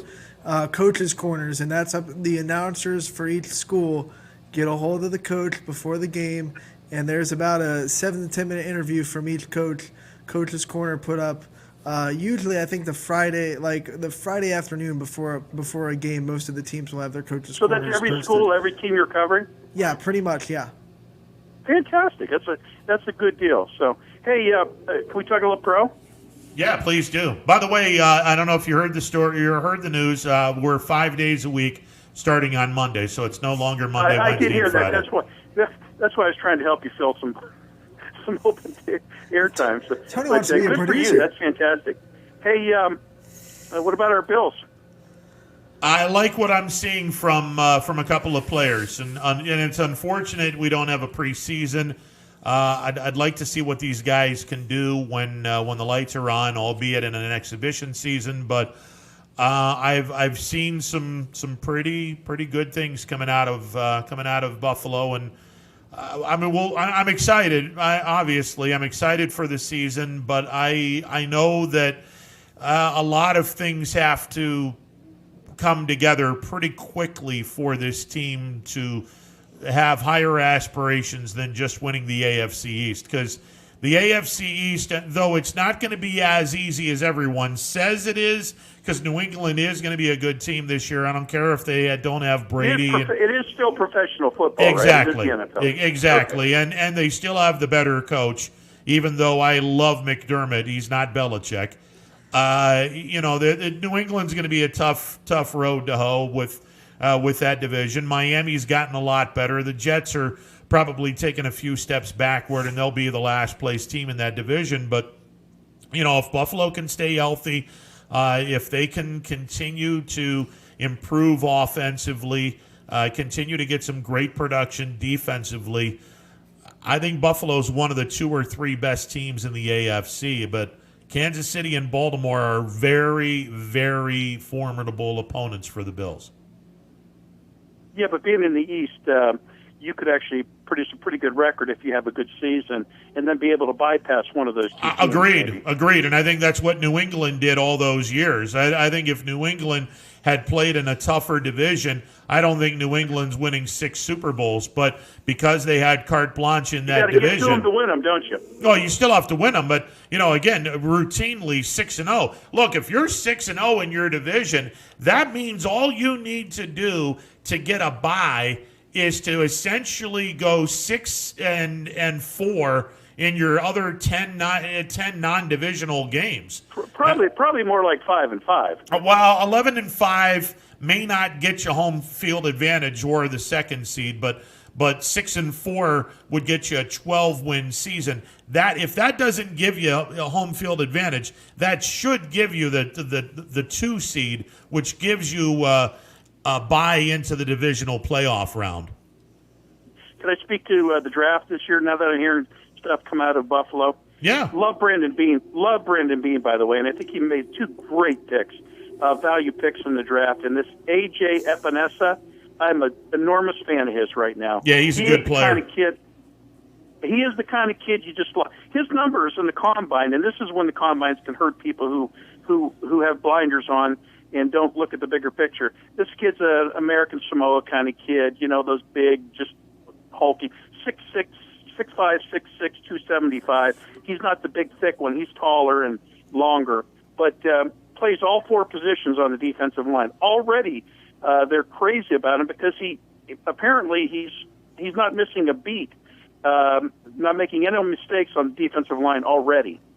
Listen, if you can put him next to or around Ed Oliver, I'm sold on the Bills' defensive line. But I'm concerned about Ed Oliver, and I thought that was a great pick last year. They got him deep enough that he was supposed to go in the top of the year before, and they got him good, in a good position last year. But his mind doesn't seem right now, and in the off season when he got arrested, and he's still carrying some baggage because of that, not necessarily because of what he did, but maybe some other people did, and he's not letting go. And one of the things you got to do is let go and move on. And I think he's still carrying a lot of that anger, and you got to let go of that anger. Hey, listen, if he can use that anger as in a good, aggressive kind of way, and we'll find out when the lights come on in the first week of the season, if he uses it in a positive way and takes out his frustration on the opposing offensive lineman, I'm good with it. He's struggling with the hip, and hips can linger. That hip flexor. Oh yeah. That's a tough injury. So and great reviews out of Josh Allen, my boy. We'll see. I mean, it's a big year. I don't think he's under the spotlight as much as Mayfield is, but he has to produce because if he doesn't take a big step forward, the Bills will look at this and go, okay, we have the pieces, except we need a more dependable quarterback. So, I mean, it's a big year. I don't think it has to be a big step forward, Ron. I think it just has to be, it's going to be 2 steps forward, 1 step back. As long as he's on that routine, as long as he's progressing, I think they're fine because they've surrounded him with that. The other great pick they made was that Zach Moss. What a pick that he was also. He slid late. Yeah, no, I mean, they've done a nice job in the last few years from the third round back. They've done a real nice job. They've picked up some more diamonds in the rough, and they've rewarded McDermott with a pretty significant upgrade where he's now the signed through, I want to say 2025. They need to do the same thing with Bean and keep him in the Bills front office for another 4 or 5 years. Yeah, I agree. General managers like Bean are so important. Without ego, without needing to be the center of everything like the last Cleveland general manager was. Remember when the last general manager came into Cleveland and everybody thought he was, he was the next, coming of Jesus Christ. It was horrible. Well, no, I mean he had the resume, unfortunately, and also unfortunately, he made the stupid decision of having Billy Ray with the Waffle House menu as his head coach, and then you turn around and you made a really boneheaded decision, not in terms of getting OBJ, because OBJ is a nice receiver. He's a tad overrated, but he's a nice receiver. The boneheaded decision was to trade one of your offensive linemen, arguably your most dependable offensive lineman in Zeitler, and you got a guy that's been an underachieving slacker his entire career in Olivier. So that was a stupid move, and unfortunately that move was one of the many reasons why the Browns were ill prepared, and he was shown the door. Well, let's also consider that when he came in, he had so much draft capital to work with. That's the one thing Sashi Brown did leave him. The cupboards may have been a little bare, but the bank account was full. Yeah, for him to start drafting. Yeah, I get it, but Sashi Brown was even more ignorant than the previous GM. But I mean, that's another argument for another time. Let's see how things play out with them. But the only guy from that regime that's gone, really, if you think about it, DePodesta is still there. Yeah. You've got the new general manager was one in that organization, and somebody else slipped from my mind. So it's still intact. Sans Dorsey's gone. He was the only piece that they shoved in there, and now he's gone. Yeah, you got a bunch of Ivy League guys now running the pop stand. So I mean, we'll see what happens. But look, I mean, the Browns are going to either thrive or be killed by Baker Mayfield. If Mayfield can have a productive year and everyone stays healthy, then I think the Browns could be in good shape. Now, unfortunately for them, Mack Wilson had a significant knee injury, which could cost him the entire 2020 season. And this is coming from a linebackers core that was below average to begin with. You lose Mack Wilson, you take a serious hit. You let Schobert walk too. Well, I mean, look, at the end of the day, he wasn't worth the money, and he's not a 3-down linebacker, and Green Bay will figure that out pretty quickly as well. He's just not a 3-down linebacker anymore. Yeah, but the thing that's really going to hurt the Browns is nothing they've done, but the fact that Baltimore reloaded so quickly. Well, and I think the best team in the division is the team that no one's really talking about, and that's Pittsburgh. Well, Roethlisberger is back, and he's back with a vengeance, and that defense is now a lot more impressive. I don't even think Baltimore is the best team in that division. I think Pittsburgh is. Well, if Baltimore's not the best team, then Cleveland's got twice the problems they had before. Yeah, well, I mean, and I agree with you. I think that Cleveland will be a third-place team this year, and they will struggle to have one of those playoff spots, and we'll see what happens. I mean, now the playoffs have been expanded to 7 teams. Maybe they sneak into the playoffs, but they're not finishing first or second in that division this year. That's for sure. Hey, great luck with the 5 days next week, guys. I appreciate it. All right. Goodbye. All right, let's take a timeout. Wrap this bad boy up. It's Wednesday edition of Running Point. Stick around. The details. Baird Brothers Fine Hardwoods is one fine ride. Perfect cornering, superb handling, sporty and stylish, power to spare, plus awesome mileage. Yeah, jaw-droppingly beautiful lines and well-appointed with luxurious trim. Put more oomph in your life and start beholding the molding. Find your home's fine hardwood at BairdBrothers.com.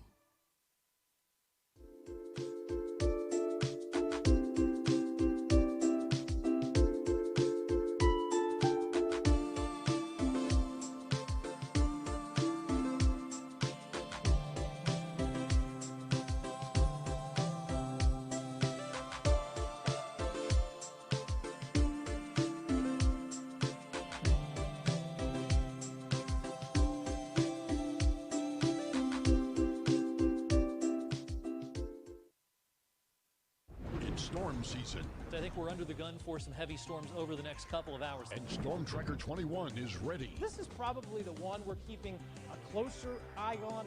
On air.